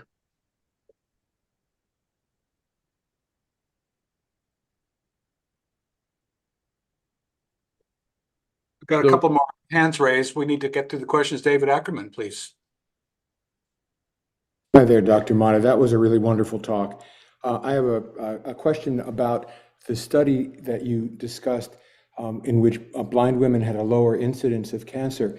How does that square with the receptors that you also discussed that are in the eye but are not related to vision? Do blind people lack those receptors? Yeah, they're blind. That has nothing to do with they have constantly high melatonin because they're blind. But that's even if okay, so these receptors that don't affect vision, the ones that you described, those are also absent in a blind person. Well, I don't know if they studied whether they're absent or not, but they can't see. They don't, their visual cortex and their pineal gland doesn't get stimulated by light. So they have high melatonin almost all the time. I'm not following exactly what you're asking. So their high melatonin is allowing them to have a lower rate of breast cancer. Okay, so right. I was just trying to differentiate between the receptors in the eye that are used for vision and those receptors that you said weren't used for vision, but do connect to the pineal production of melatonin. Pineal gland, yeah. But that's in sighted people. In sighted people, when you have light, that receptor is stimulated and it suppresses melatonin production. Thank you. Dr. Motta, how do you address the problem of light pollution to people who basically say, well, street lights are one thing, but on my property, which I own, I can put up whatever light fixtures I want. Poor deluded souls. You try reasoning. I mean, man's home is a castle, so you're not going to convince people who like that. I have some neighbors who put up bad lights. I simply talk to them, gradually convince them, and they've toned them down, or I actually bought them some shields, and they put them up. So that's the only thing you can do, because you're not going to get the city council to pass a resolution that tells people what they can do in their own property, and it's just not going to pass. In Gloucester, we have bylaw that is tax-supported lighting, which means street lights, businesses, signs, and multi-family homes, because that's basically a business. Okay, but individual homeowners are exempted. But fortunately, what's been found around the country is when the town leads the way with proper lighting, people tend to do the right thing because they're in a more pleasant environment. Most people put up bad lighting because they're surrounded by high glare lighting and it makes their property look dark. So to compensate, they put up bad lighting to match that. So the thing to do is to get the town to lead, and people generally follow. The odd person who likes to put up 500 spotlights, the only thing you can do with them is a nuisance suit, which you towns will enforce, but there's not much more you can do. And so with that, I'm going to say that was a great last question and answer. I'll take the director's prerogative and go ahead and end this and let Dr. Motta off the hook. He's given us fantastic talk tonight. We've learned a great deal. I think we all have to keep some hope and inspiration that there is a way forward. We've got to get through this as a human species, and all the other species on Earth need us to do it. So Dr. Motta, thank you for joining us tonight. It's been fantastic, and we wish you every success, and I'd love to see your telescope sometime when I'm up in Massachusetts. Super. Yep. So we'll turn it over to Jim, who's got an interesting story having to do with meteorites, which I think is an appropriate topic. So please. Yes. I noticed Rex sent out the notice of anyone wanting to give a short talk. So I just have a little anecdote that I want to share with you. It's about a meteor crater in Arizona, and you have to go back to 1960. So actually a couple of years before the club was even formed. Picture my family driving across Arizona, no air conditioning. Our air conditioning back then was to take a washcloth, dip it in water, and put it on our heads and open the car windows. And we stopped at the meteor crater. I was probably 13 years old, and I bought the meteor crater study kit, which is just a box. I'll show you what's in here. Not real critical to see exactly what it is, but I bought this there. We drove on, and I bought a box of samples of different rocks, and I would have that to this day until my mother discovered that it was actually a box of rock candy that I purchased by mistake. But anyway, the meteor crater study kit, it cost $1.25. The reason I have the tape on it is I was from I'm a military brat, so we moved around a lot, and I put the tape on the box to keep it from opening while we traveled around, not knowing I would be keeping it for over 60 years, and that decreased the value. If you look this up online, it sells for $100 to $200 if you have one that's in mint condition, and it's very rare. So anyway, I picked it up, and go back about a year from now, I was taking my my grandson to, I think it was the Franklin Institute, and we went down into a room, and there was a meteorite there, and it had a sign that said, if you touch this, you're touching something that's 4 billion years old. And when I read the sign, it was on loan from Meteor Crater in Arizona. So that was just an interesting aside. And then about April of last year, of this year, April, I bought a little trailer, and I took it out to Utah on a 14-day trip to just go look at some of the national parks. And I went through Denver, and I decided on the way home I would go a different way. So I went down through Arizona, and I decided to stop at Meteor Crater again. And so I had my trailer. I stopped at a little RV park outside and went in. And when I went to buy my ticket, I said to the guy, I'd like to speak to the oldest person in the building. And he said, that's probably me. And I said, oh, I said, do you remember the Meteor Crater study kit that was sold here, years ago? And he had no idea what I was talking about. I went into the gift store and I asked them, but they were basically teenagers, had no idea what I was talking about. And then as I left the building, I saw the lobby. They had a lot of things on display. And I said, it would be really nice if they had this on display there. And it really is a very intricate little study kit. It's got some impactites on here, and they glued some of them on, and it talks about what it is, and a little piece of meteorite on another card, and a little book called a Comet, which is actually signed by H.H. Nininger, who is the person who wrote this and worked at another lab in Denver, the American Meteorite Laboratory. So when I got back from the trip, I said, gee, it would be nice for them to have this. And if I kept it, it'd probably just sit around in a box until I died, and then somebody would get it and probably throw it away and whatever. I said, it would be nice if the museum had it. So I called a whole bunch of people, everyone I could look up and find, and I got no response from anybody, which didn't surprise me, but I got nothing.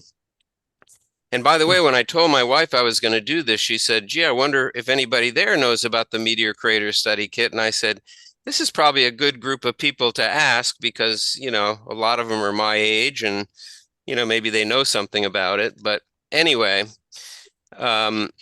so I didn't hear from anyone. And when I saw Rex's notice about giving the little talk, I said, I'll give my little spiel about it just because it's an interesting story. And it kind of got me interested. I called up the Meteor Crater place again, and I saw who the president and CEO was. And I said, could I speak to him? And they said, no, but here's his email. So I emailed and I said, I've got the Meteor Crater study kit, and I tried to give it to you guys, but nobody responded to me. And within about 15 minutes, he wrote back and said, that's wonderful that you have that. We'd love to have you donate that. And we're redoing our discovery room, and we would find a nice place for it. So the story, which started in 1960, actually ended today when I did get a response from them. And I will send in the kit and have them put it on display. And it was put together with a lot of care. I mean, this cost $1.25, and they obviously didn't put it together to make a lot of money, but somebody really had, concern that people have an interest and learn about meteorites. And there's actually something in here, a price list of other things you can buy, and then a little blurb from the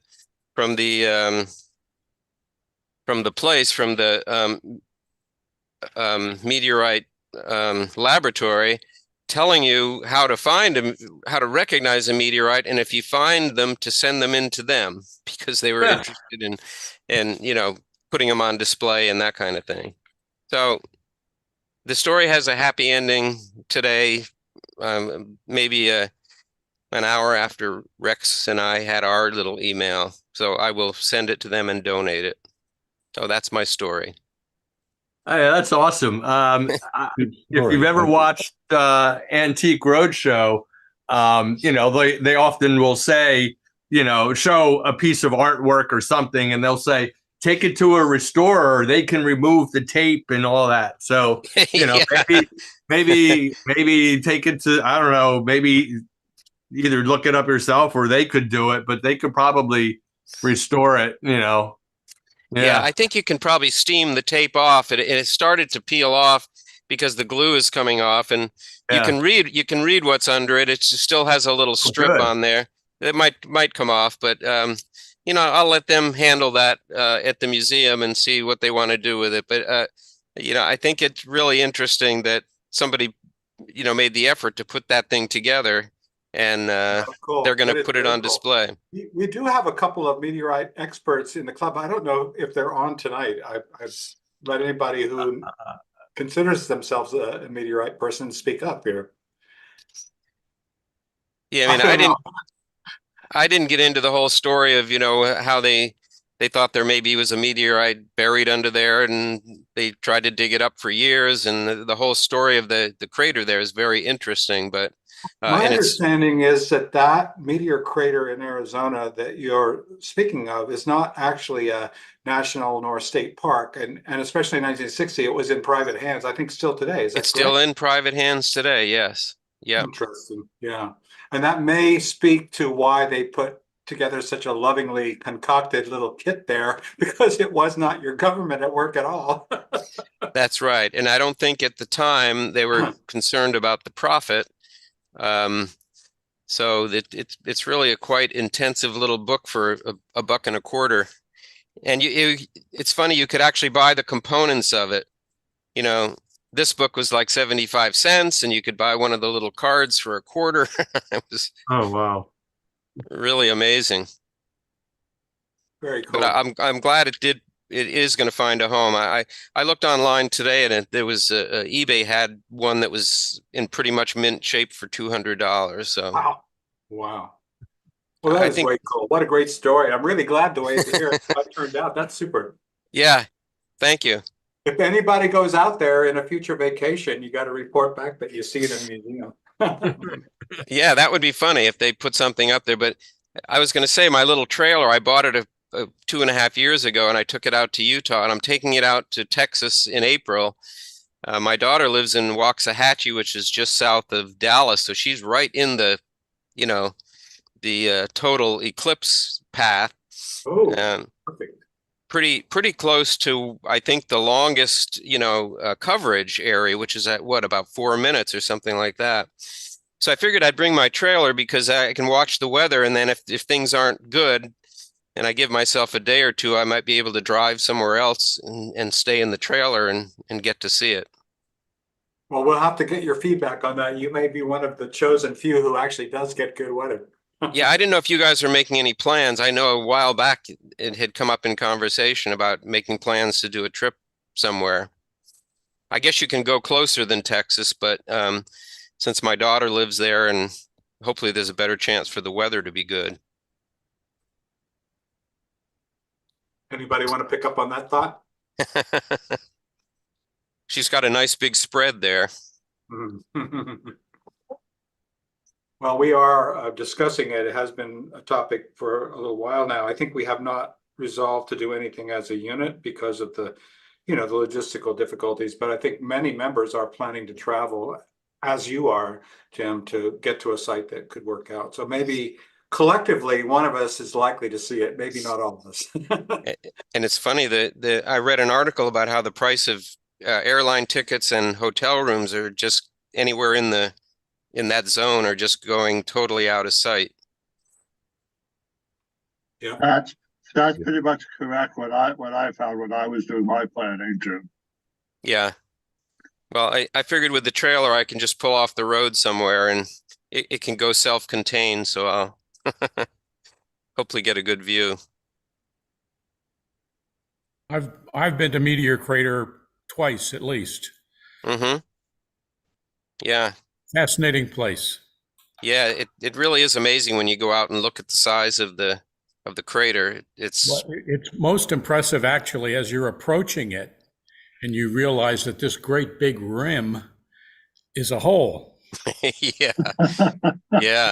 Yeah. It really changed quite a bit from the 60s to when I went this year, as far as the museum was all rebuilt, and yeah. where it's a you lot viewed, fancier. Yes. it's a lot fancier, and a Costs much more. better. It costs more. They have a movie in there now and that kind of thing. So it was really interesting to go back. You need to consider the current value of 25 in 1960. Yeah. That would probably surprise you. Yeah. I think it's Yeah. about tenfold with CPI. Yeah. I'm Well, not sure. I have a little piece of the Diablo meteorite that I purchased at NEAF a few years ago. It's like a little 1-inch piece that I keep in a little box downstairs. I Me think Jane, too. you bought one that same show. I remember we were comparing our meteorites. I Yes, bought one at Neef too. I bought some samples for my kids when I was there. Actually, I forgot about them and just gave them to them the other night. That's so cool. Well, thanks for sharing that. That's a great Yeah. story. Okay, great. All You're right, well, welcome. moving along here, Bill Murray, you've been pretty active in chairing the outreach program. We've had pretty successful year, I'd have to say, despite the weather. We've had great turnout and contribution. Do you want to update us on what you see happening down the stretch here? Well, we're at the end of our season so far. I'm not sure how successful it was. We did have a lot of enthusiasm, but I think of the 8 or so events, at least 6 or 7 of them were rained out. The last one was successful. That was an indoor event at the New Jersey State Museum Planetarium where we did a telescope demo, and I did a talk on how to choose your first telescope. I'd like to thank Dave and Ira and Gene and Jeff for coming out to help out with that. Several of the people who have gotten rained out are going to contact us again in the spring after we reopen the observatory. And we may schedule events at the observatory or at their locations sometime in the spring. And I'll keep you updated on that. I did want to bring up one other thing, and that is Jacob, my new boss at the planetarium, is trying to start a lot of new programs at the planetarium, one of which is a monthly science lecture. And we did have one talk already in November on climate change, but I'm going to share my screen here if I can.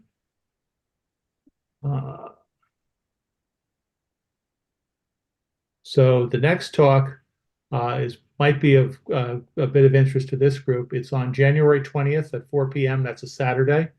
And the speaker is Dr. Josh Wynn from Princeton.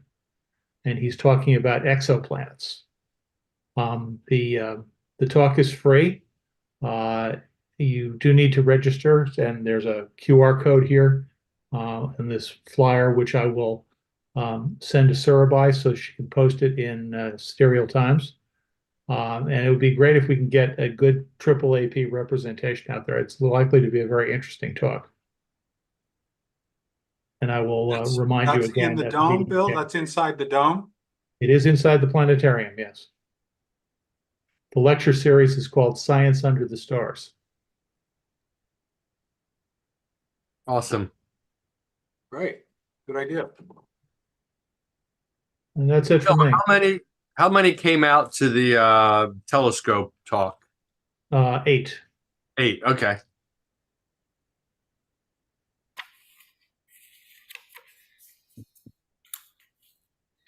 Okay, sounds good. Anything else, Bill? That's it.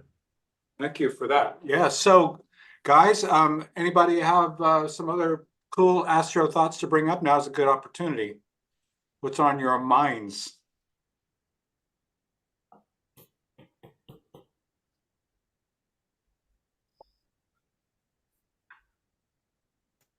I'm not seeing a big chatter here. If you're not, then I'm gonna make you watch a little presentation I put together concerning. Well, I keep getting these error codes from Zoom. Can you guys see this? We should be seeing the agenda, Rex.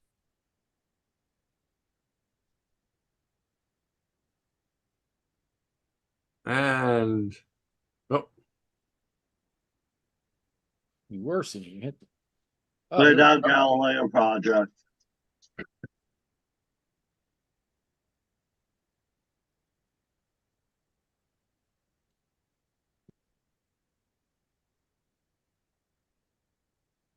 Yeah, it keeps muting me. That's a very weird behavior of Zoom tonight. Can you guys see my slides now? Yes. Yes. Yes. Okay.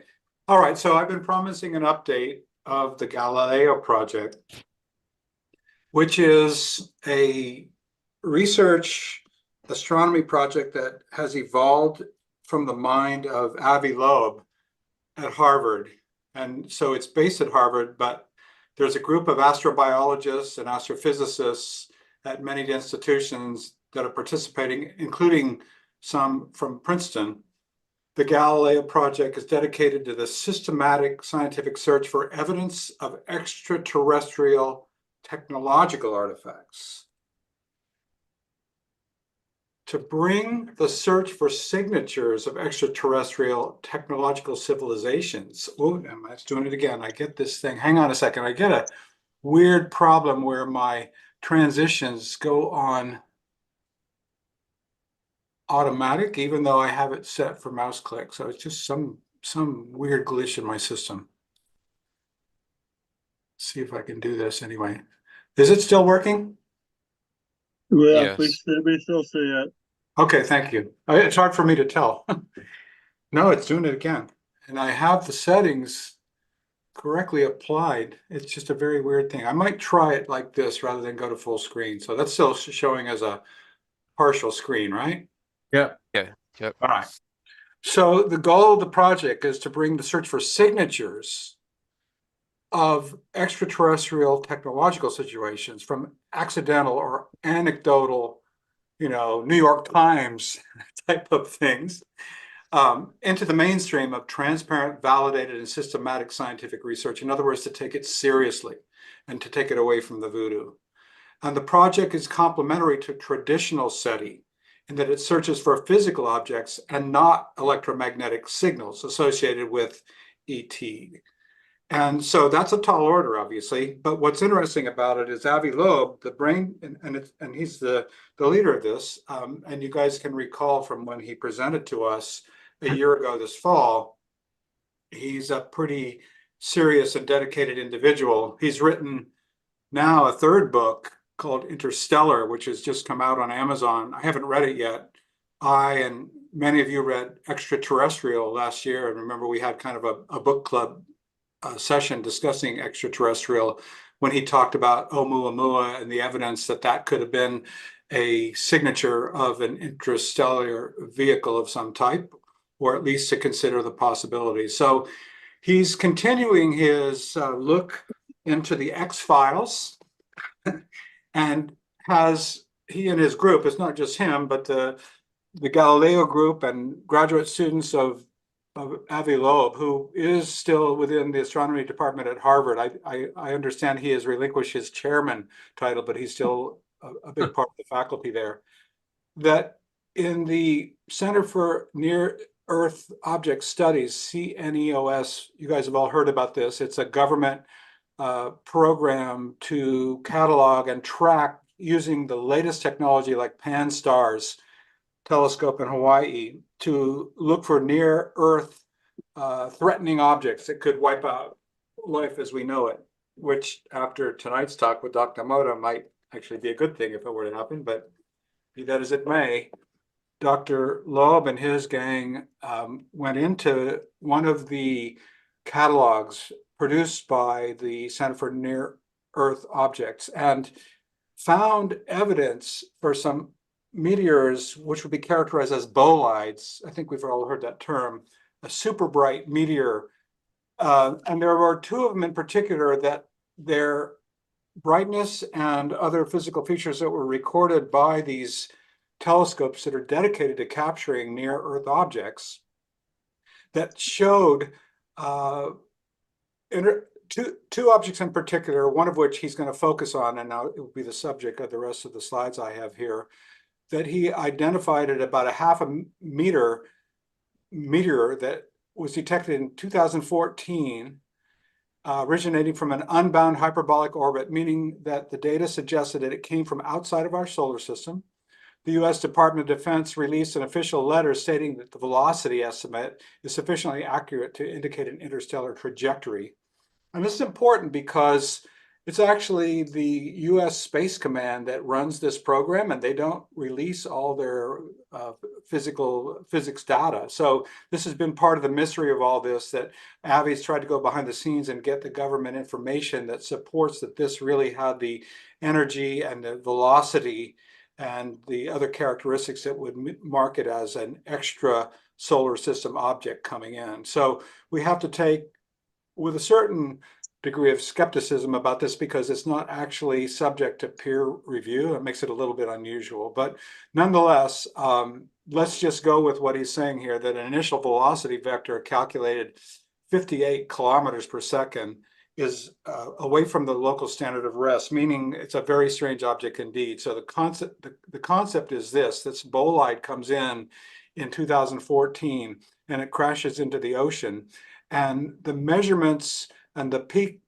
of the intensity of the brightness measured by pan-stars is shown in the top graph there. And so that you see an event where it exploded at different stages in the atmosphere, the time course on the x-axis and the brightness on the y-axis showing this event and the integrated intensity. So these are highly, highly unusual characteristics of a meteor, almost all of which by the time they get to the surface, you know, they're tiny little things, or they're these things that create the meteor crater that Jim was just talking about a little bit ago.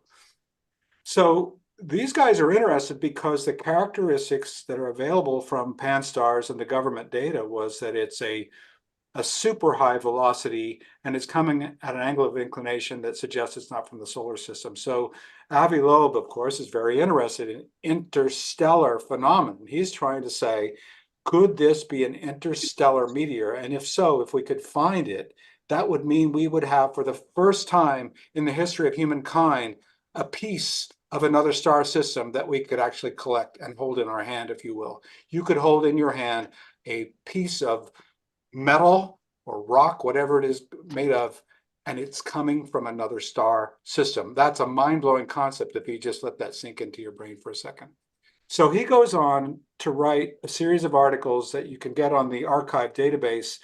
They're not necessarily peer-reviewed, but they're full-blown, heavy-hitting astrophysics papers where the stuff has been, I mean, I've read these papers and it's like, it's the real thing. It's not, this is not dodgy, you know, space.com type of, not to denigrate that website, but it's not just casual Vogue magazine stuff. It's serious science that he's doing here. And they calculated based on the knowledge of where this appeared to have come into the atmosphere, and it was down in the Pacific Ocean. I'll show you a map in a minute, but it turned out there was a seismometer in the nearest island to where this came in, and the seismometer captured explosion vibration data that exactly correlated with the bright flashes that came out of the pan-stars data from the government survey telescope. So he's now able to correlate the seismometer data both with direct sound waves and reflected sound waves, which is the little diagram that the schematic on the upper left is showing. And they're able to pin down from this collective data the latitude and longitude of the path that this meteor took as it came into the ocean. And he's able to correlate the seismic signal here as a probability function. So they've got real data that they're able to correlate, and it's saying that, you know what, we can track where this thing came in, and they're able to pin it down in a region off of a place called Manus Island, which is off the ocean in the Pacific, north of Papua New Guinea, which itself is north of Australia. And I'm just connecting this to my own personal life, because we were there where it says Cairns in the North York part of Queensland there. That's where we were a month and a half ago.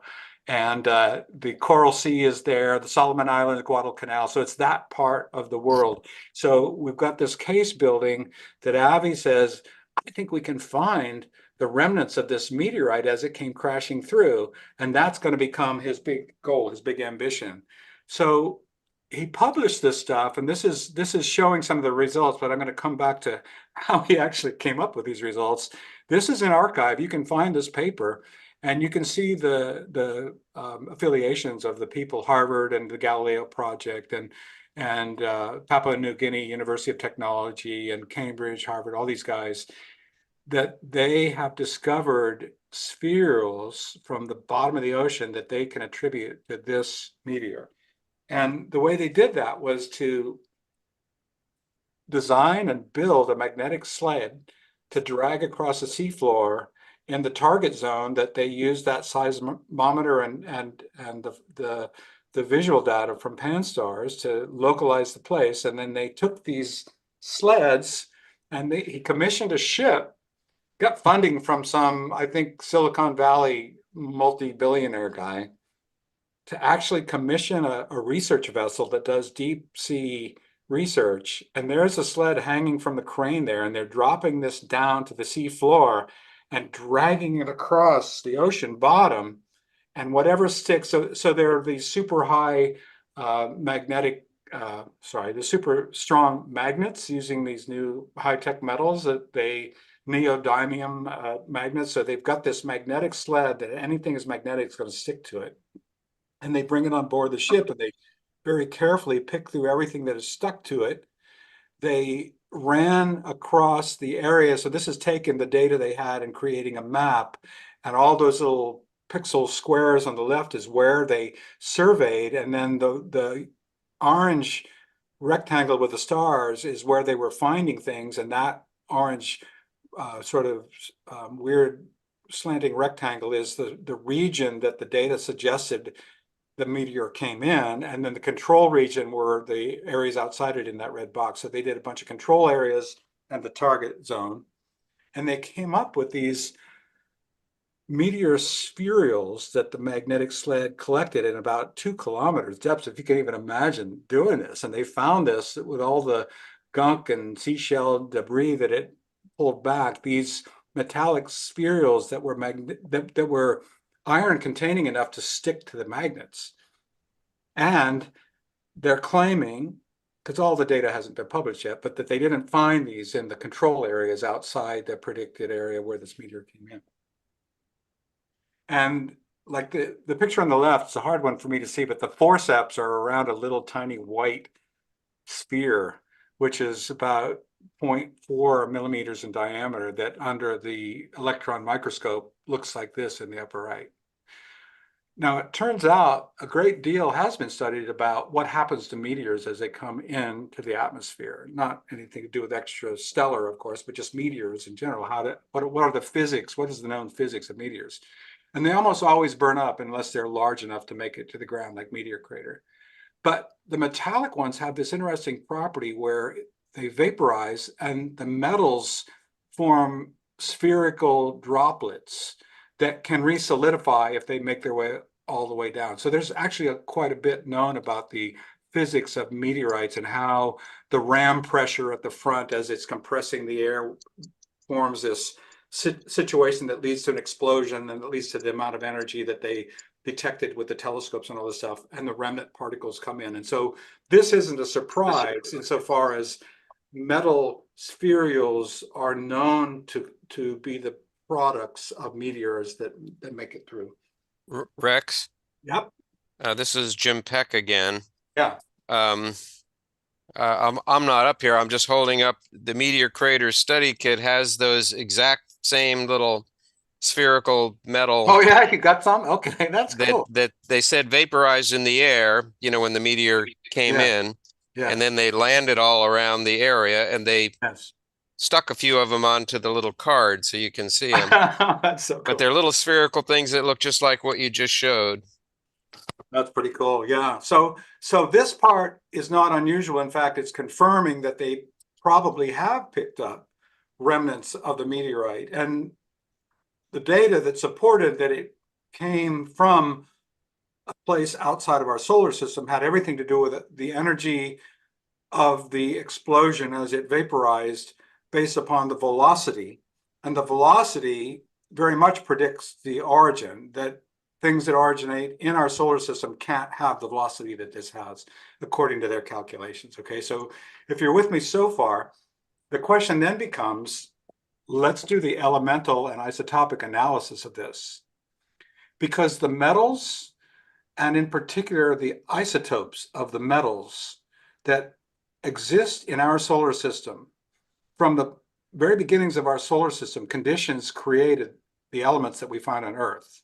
And the isotopes, meaning the neutron composition of the nuclei of the metals, is a sensitive signature of the conditions of early solar system formation. So I'm telling you stuff you already know, but it's saying that if you could accurately analyze these spherules, and if the isotope and elemental abundance analyses don't match what is known about these objects that are in our own solar system, that would be very strong evidence that these could be extracellular in origin.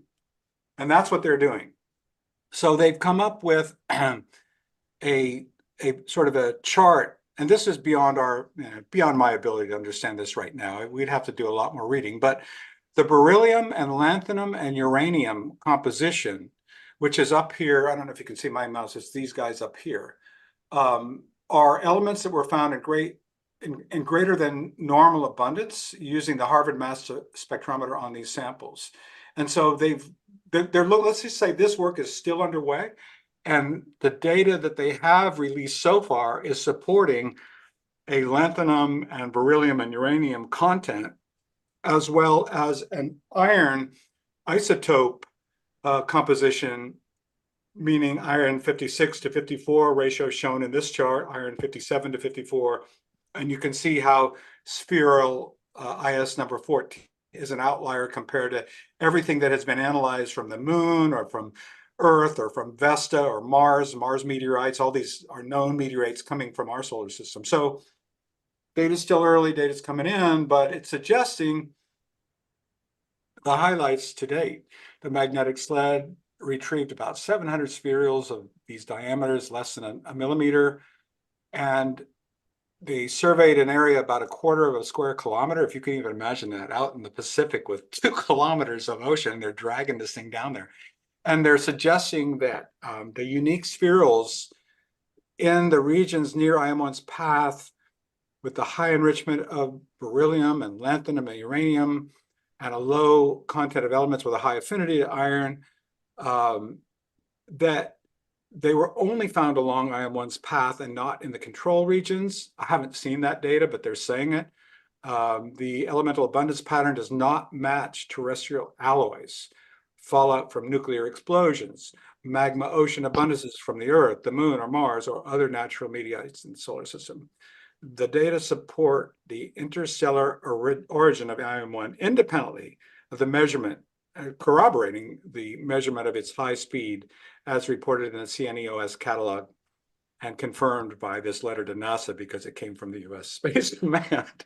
So that's sort of where it stands right now. And it's kind of mind-blowing, and Avi's doing the things that Avi does, and it kind of blows everybody's mind and pisses off the staid and stodgy research community, because he's coming up with these ideas that are wild, and yet there's some hardcore physics and chemistry at work here that is going to be difficult for anybody to refute. And I guess the thing I'd leave you with is stay tuned, because the story is not complete yet. But this guy is on a campaign to be able to demonstrate that these things are coming in from outside our solar system, from another star system.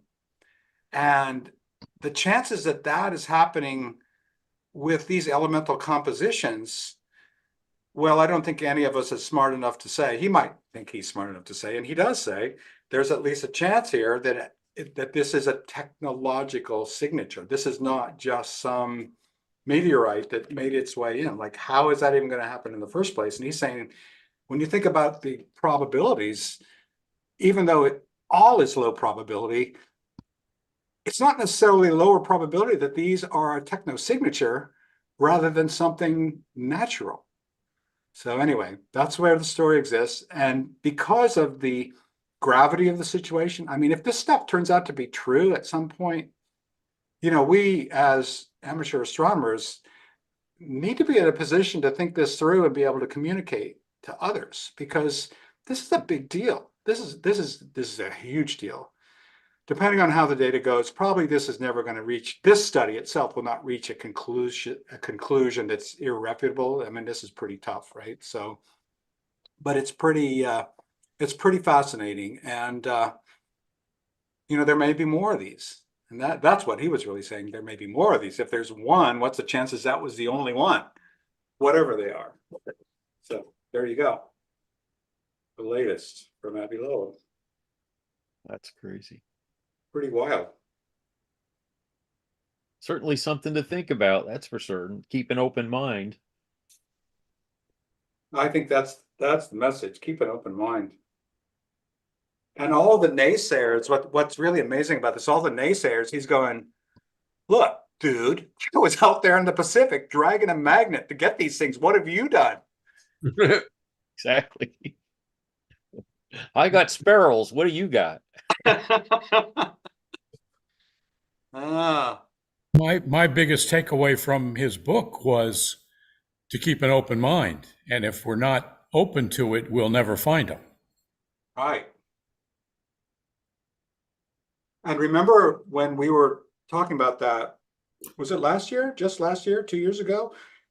I know how quickly time flies. When we were talking about that, I brought up this paper that Jim Green, who was a big guy at NASA, the chief of the Planetary Sciences Division, and then he retired from that post, but he led the writing of a paper that was in Science that was addressing the idea, look, we as a scientific community need to begin to lay the groundwork of what will we call acceptable evidence of extraterrestrial, whether it's life or whether it's some archaeological artifact from a past, what kind of evidence will allow us to begin to say publicly that we are now moving up this ladder of evidence to get closer to a real summary conclusion that this stuff exists. And this is one of those steps along the ladder. That's exactly what we're looking at here. It's unfolding before our very eyes. And so I just think that we as a club, and what we've been privy to, all the talks we've had through the years, I mean, we are in a position to help communicate this as it unfolds. And maybe it doesn't happen in our lifetime, or maybe, maybe something big is about to happen. It's hard to say. I don't want to sound like a zealot. I have no idea what's going to happen, but it's pretty darn interesting. Yep. And I think it's, we have some responsibility as astronomers to the community to be able to be aware of this stuff and communicate about it.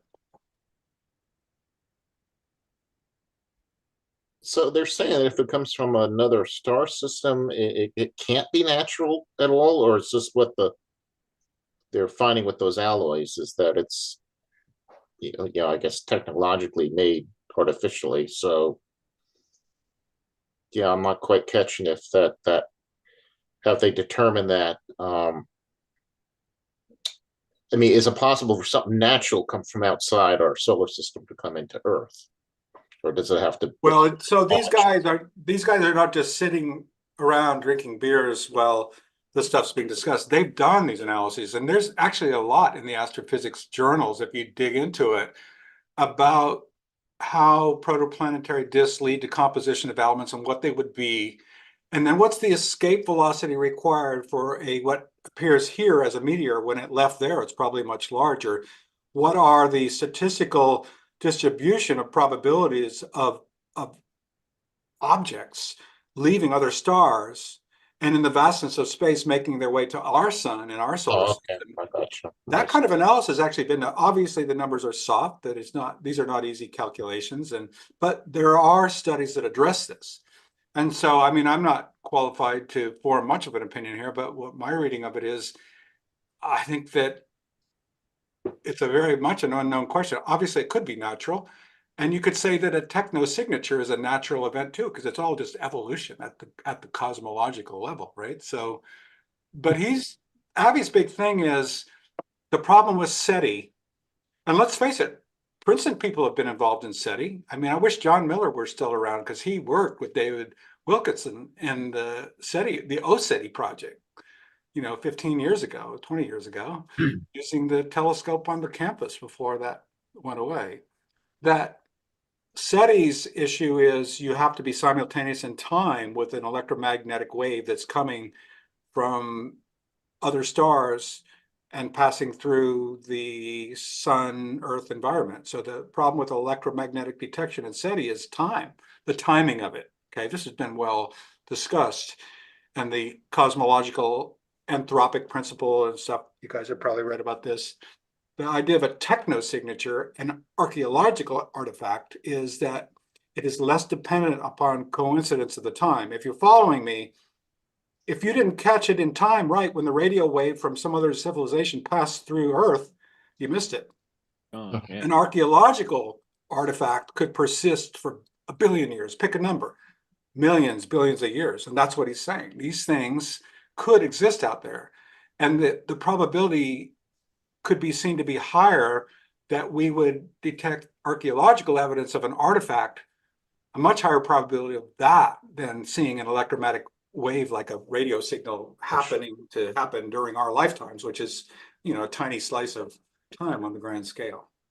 That's what he's saying. So keeping an open mind to this, yeah, it seems more plausible than a lot of things that have been done in the SETI community to date, which is it's like you have to get really lucky to get the timing. Yeah. No, okay, I see. What do you think, Aldrich? What do you think? You're a young person who's studying physics. What do you think about this? I think it's a pretty interesting like this new SETI thing, because like extra solar life definitely could exist, and we know that it's possible enough by the Drake equation that life in other extrasolar planets is definitely likely, and I think we should yield and search for possible sources of life. And by searching for exoplanets, by using the Kepler Space Telescope and all these different tools and data that we have, we'll be able to have a better understanding of what the future yields for us in astronomy. Yes, exactly. Thank you. Yeah, if you think about the physics of how an entity, an object, can travel from another star to the sun or to the Earth, think about that for a minute. It almost can't happen. The probability is vanishingly small. How do you get escape velocity from another star to traverse interstellar space? It's really a mind-blowing thing. I mean, I don't know the answer to that, but they are trying to calculate that. There are astrophysicists out there who are looking at these things, and you know, it's a pretty tough gravitational mechanism to be able to fling a rock from a star 50 light years away and it comes to Earth. Think about that for a second. How does that even happen? It probably doesn't happen. So what are you left with? If he can, this is why he's so bent on being able to prove, is this extra solar? Is it extra solar system? If you can prove that, that's mind-blowing right there, because that's never been done, ever. Except for Oumuamua, but then we didn't get a piece of that.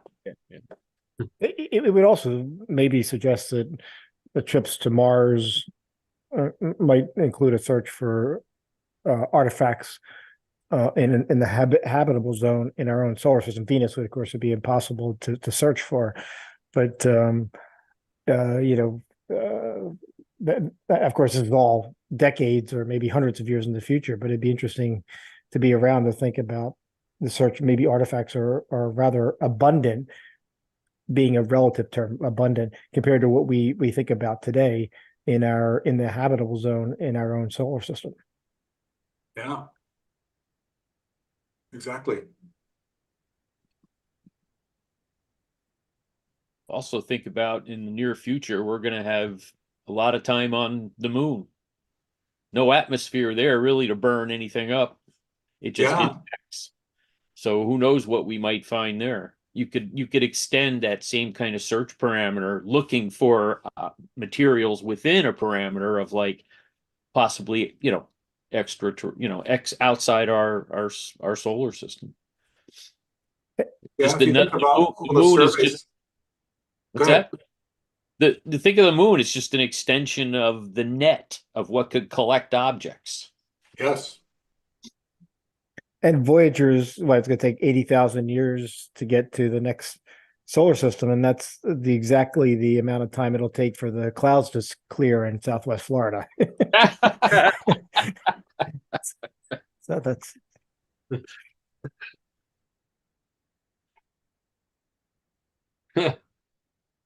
Oh my. Yeah. We will never be the same again. We have opened Pandora's box. Now, what you say, Tom, is an interesting point because you can take the best of the lunar surveyor satellites, and I think their dimensional resolution is still greater than like 100 meters, the smallest thing they can see. It's not 10 meters, it's not 1 meter. Yeah. So there's a lot of things that we haven't seen that theoretically could be there. Might be fun to get Avi back for another presentation in our next session, next fall, to hear what he has to say again. It'd be great to have him back as a speaker. He is kind of amazing. Love him or hate him, you got to admit, he's amazing.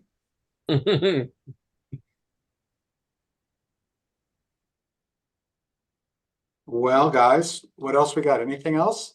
I had to share that with you before the year ended because who knows what 2024 is going to bring, right? Yeah. I can give a little bit of an update. What I found out, Tom and I found out today. If you were on last night, you may remember that the observatory in Washington Crossing State Park did not have power. I do have battery backup on some of the computers. That only lasts so long. So I can, once the power comes back on, I can go back on and find out when it kicked off. But in any case, at some point today, we still didn't have power. I sent my right-hand man, Tom, over there. Well, first I texted Mike Ramsey, Gene Ramsey's son, because I know he works in the park. I don't know how many days. It seems to change. But anyway, he texted me back and said the Nature Center did not have power, and he thought that he had heard something about a transformer out on Fiddler's Creek Road, which is not too far from where we're at. I sent Tom over there. He inquired at the visitor center, which did have power, right, Tom? Yeah. Yeah. That about our side of the park and the nature center. And we found out that even though we pay our bill to PSE&G, and Michael Matrano would have to correct me if I'm wrong there, but my assumption was that we pay PSE&G, but our power actually comes from JCP&L, and that only is for part of the park, and the other part is PSE&G. So that kind of explains maybe why we don't have power and the other parts do. Yeah, it does. What's that? That's for sure. You're right. Yeah. I don't know what you have up where you're at, Rex. Or yeah, no, we have JCP&L, and of course, it's infamous for dropping out. The lines go out every time there's a 20-mile-an-hour wind and a tree falls in a line somewhere. So yeah, that was actually exactly the discussion I had with the gentleman Kevin at the visitor center that said the same thing. Because when I went in, I said that we, who I was and why I was there, and the gentleman came over and said, well, we already put in a call to JCP&L. And like, I go, JCP&L? And he says, yeah, that's that half of the park. yeah. So that That's kind weird, of but true, confirmed that however the wires are routed out there, they're the guys So what's funny is Tom and I had both gone on the PSE&G outage map, and we were both saying we don't see anything for our area. That might explain why. And then Michael said that he had put in Michael Matrano said he put in a report to PSE&G, and it's like, okay, well, now we know that might not actually be worthwhile. Anyway, so Tom was over there. When he was over there, he managed to get into the room at the Nature Center. He at least turned off the water source going to the observatory, and flushed the toilet and opened the sink and the garden hose port there to at least do some drainage, just to mitigate any potential for a future flood. I got an email, I'm sorry, a text from Michael Matrano, not Michael Ramsey, later in the afternoon saying he thought that he had heard the power might be back on at 5 o'clock. I can log into the computers. I just tried to do that not too long ago, and I'm still not up and running. They would come back on once the power comes back on. Week on power. Yeah. Yeah, the BIOS is set that way, if I remember correctly. So in any case, that's the update for the observatory. Tom and I were out there to collimate the water heater, the 12-inch Dobsonian, if you're not aware that that's what we call it. We put a new focuser on. I wish John Miller was around to see that because he would be impressed of what we were able to do. So there's a new focuser. It's been collimated and needs the star test and a final check. Tom has also been working on the Explore Scientific, the 5-inch, the 127 millimeter triplet, right? And getting that all optically aligned. I think he said the flow cell, the lens cell is, he didn't touch that, but he did square it up with the tube, and then the same with the focuser. And I think that's the two things that were the thing that has brought it into compliance, if you know, per se. So yeah, I'll just add a little bit to that. The focuser was horribly, well, shouldn't say horribly. It was out of square. It was no longer concentric. When you put a laser in it, it was about 7 or 8 millimeters off in the horizontal axis and about 3-4 millimeters off vertically. So that was the first challenge, was to get that. Yeah, that was the first challenge, was to get that running down the middle of the pipe. And I had to disassemble the focuser and putting it back together. And there is an adjustment procedure that wasn't well documented, so I just kind of had to do it. And I got it to work. I put it back in, and I got it to within a 0.5 millimeter, which is, you'll get that much slop if anything you put into the tube. The other thing, and then what I found, I put it all together and I had this 0.5 millimeter, and then I checked collimation and I still don't have concentric circles. So I'm thinking to myself overnight, gee, how could that happen? And you know from the factory that the lens cell and the glass is going to be fine, because when it leaves the factory, it's aligned. So I wasn't even going to touch that trying to get to it. So it dawned on me it was only off in one plane. So I unscrewed the lens cell, and there's a little metal ring. It's a carbon fiber tube. So I unscrewed the lens cell, and there's a metal ring fastened with 8 screws. So I loosened all those screws, and I said, well, let's see, which way should I tip it? So I just pulled it out, because you want the mating surface of the metal to hit the mating surface of the cell. I pulled it out, tightened all the screws, put it back in, put in the collimation thing, and shazam, 3 round circles all on top of each other. As close as you're going to get for practical purposes. So how is that lens looking? Is it pretty clean?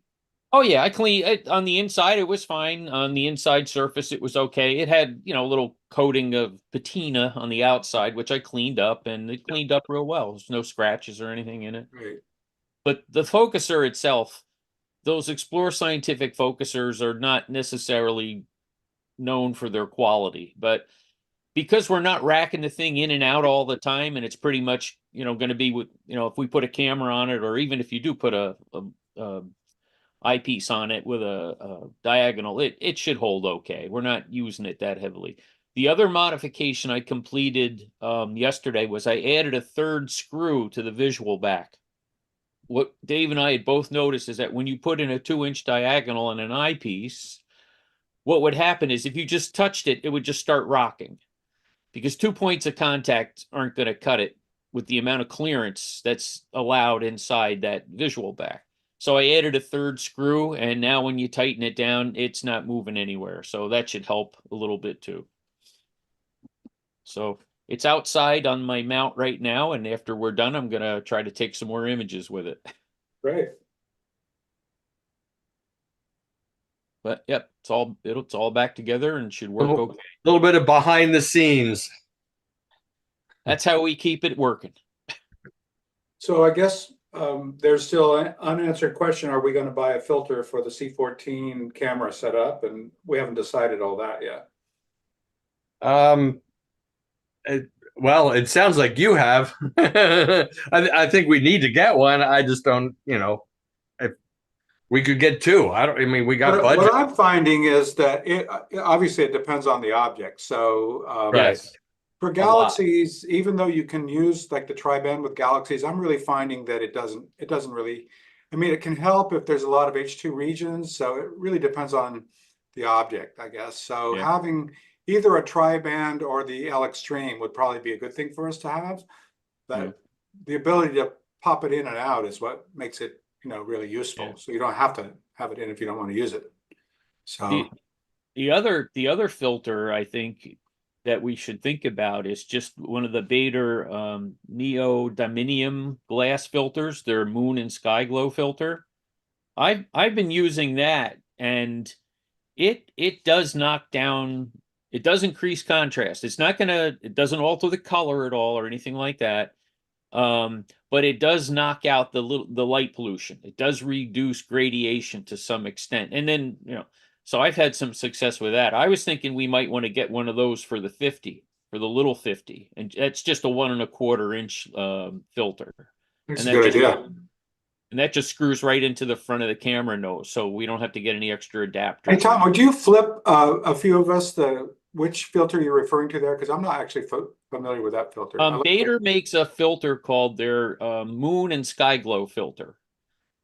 And it's made out of, I can't think of the right word. It's not just a coating, it's the glass itself that affects the the frequency of light. That's either diminished, it doesn't block, it just diminishes. So it doesn't have like a reflective coating. If you hold it up, you can see it does dim a little bit, but not that much. It's not like and what it was originally designed just for to combat moon glow and air glow. Well, as people started to use it and they changed the formulation, now it also blocks UV and IR. So for some kinds of galaxies, it would diminish that a little bit, but that's not its intent. Its real intent is just to knock down light pollution and air glow. And for CMOS imaging, it works. It doesn't knock everything out, but it diminishes it. So, cool. So that might be a good idea to have one of those on the 50. Whoop. There we go. Oh, okay. I just picked up the first site that had it. It's obviously Baader. Yeah. Oh wait, here we go. My language. Oh, darn it. That's interesting. Neodymium. I was just using that word when we were talking about the magnets on Avi's sled. Well, it's a precious metal, rare earth type thing. Yeah, it is. Yeah. Yep. Very and cool. I've been using it. I had suggested to Dave one time during the winter, I'll bring mine out and put it on the 50, and we'll just see, do like an A/B comparison and see if there's enough of an effect to justify the purchase. Cool. I like it. Well, it sounds like, Rex, you're advocating also just getting a tri-band and an L extreme and just have them there and be done with it. Well, I mean, I think as deep into it as we are, we should, right? Yeah, Whether we want a UV IR is, I think it's I always use one. That way you can be closer to parfocal when you pull a filter out. So, this might be a NEAF pickup. Just get like all three at NEAF or something this year. Yeah, there you go. There you go. I know Agena Astro had some filters on sale, but I don't know if that's still going on. That ended. Well, I think, based on a recent, I won't call it a discussion, but some information from Michael, our treasurer, a little spend is probably recommended because, we are a nonprofit and we don't want our account to just we're making look like we're trying to hoard it. We're not trying to hoard the king's ransom there. So I think filter acquisition is probably high up on the list right now. All right. Not a problem. I'll say that advisedly. Not a problem. Yeah, it'd be interesting with the C14 to just sit that thing on some hydrogen alpha gas clouds and just let it Yeah, go. yeah. There's so many, all those Oh. red dots I was showing on the sky chart. It's Yeah, yeah. amazing how many of these you can pick up. It's totally blowing Yeah. my mind. Well, the other interesting thing about it is the obvious, the dark nebula that are within those hydrogen alpha clouds. Some Yeah. of those are astounding, like their shapes and patterns. And Yeah.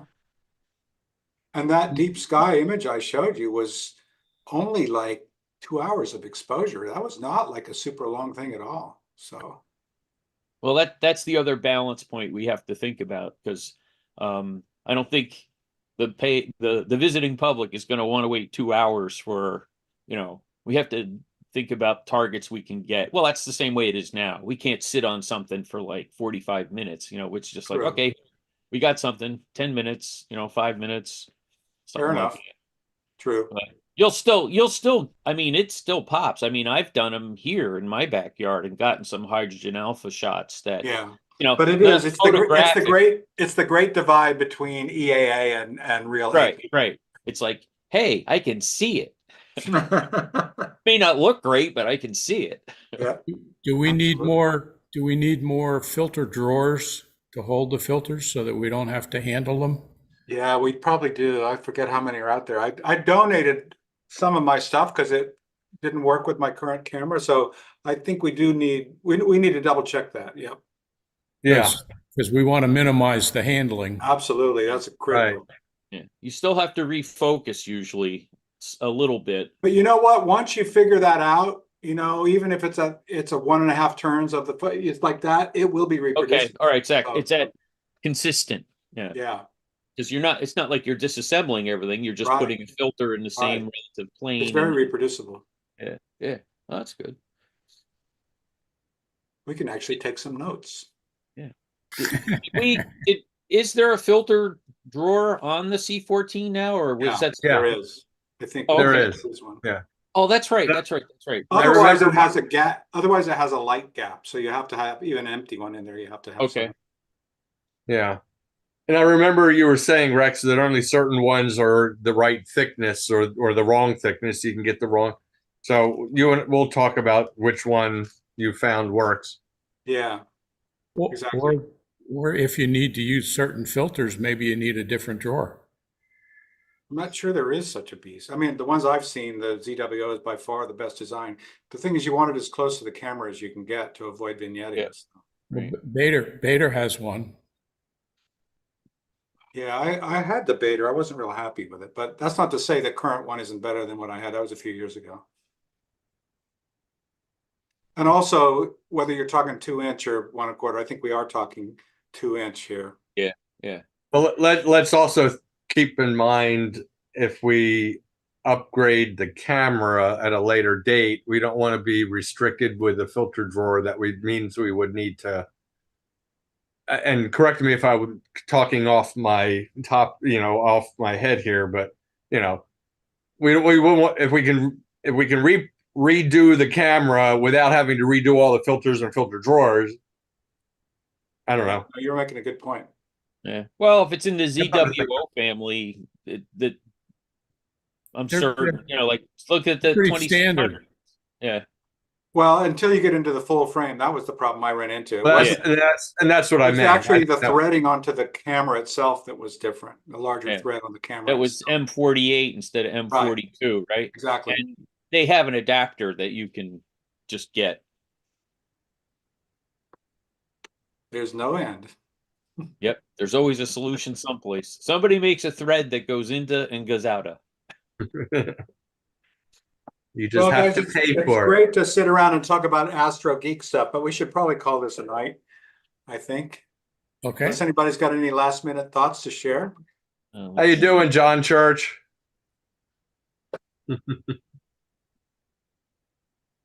I'm doing fine. How's everybody else? Okay? Yeah. Awesome. Excellent. Hey, John. Yeah. John, there was an idea floated around to immortalize you by interviewing you for a video for the club. Oh. And I will say no more. Think about it, and we'll ask you again. and see what you have. We do have some certain expertise in videography within the club. Oh, just some certain expertise, right? Just a little bit. So anyway, I just thought I'd float that idea out there. Well, yeah, we could maybe work something like that. Think about what you'd like to immortalize in terms of your vast knowledge of astronomy and the club. Well, I don't know how vast, but what I am is really half vast. Okay. But okay, yeah, if you want to try something like that. By the way, I have a little bit of interesting news. I was playing around looking at various other places that might have some interesting telescopes. So I looked at Cornell University, and this really blew me away. They have a telescope there named the Irving Porter Church Telescope. Oh. I'd never heard of this before. It's a 12-inch refractor made by John Bashir, and I've got interested in this naturally enough, and so I'm trying to research out the lens and figure out what the curves of it are or might be. So they're very interested up at Cornell, and they've asked me maybe to invited me to come for a visit sometime in Ithaca, New York, maybe in the wintertime sometime, and take a look through the telescope and tell them what I might have found out about the lens. So just wanted to pass that on.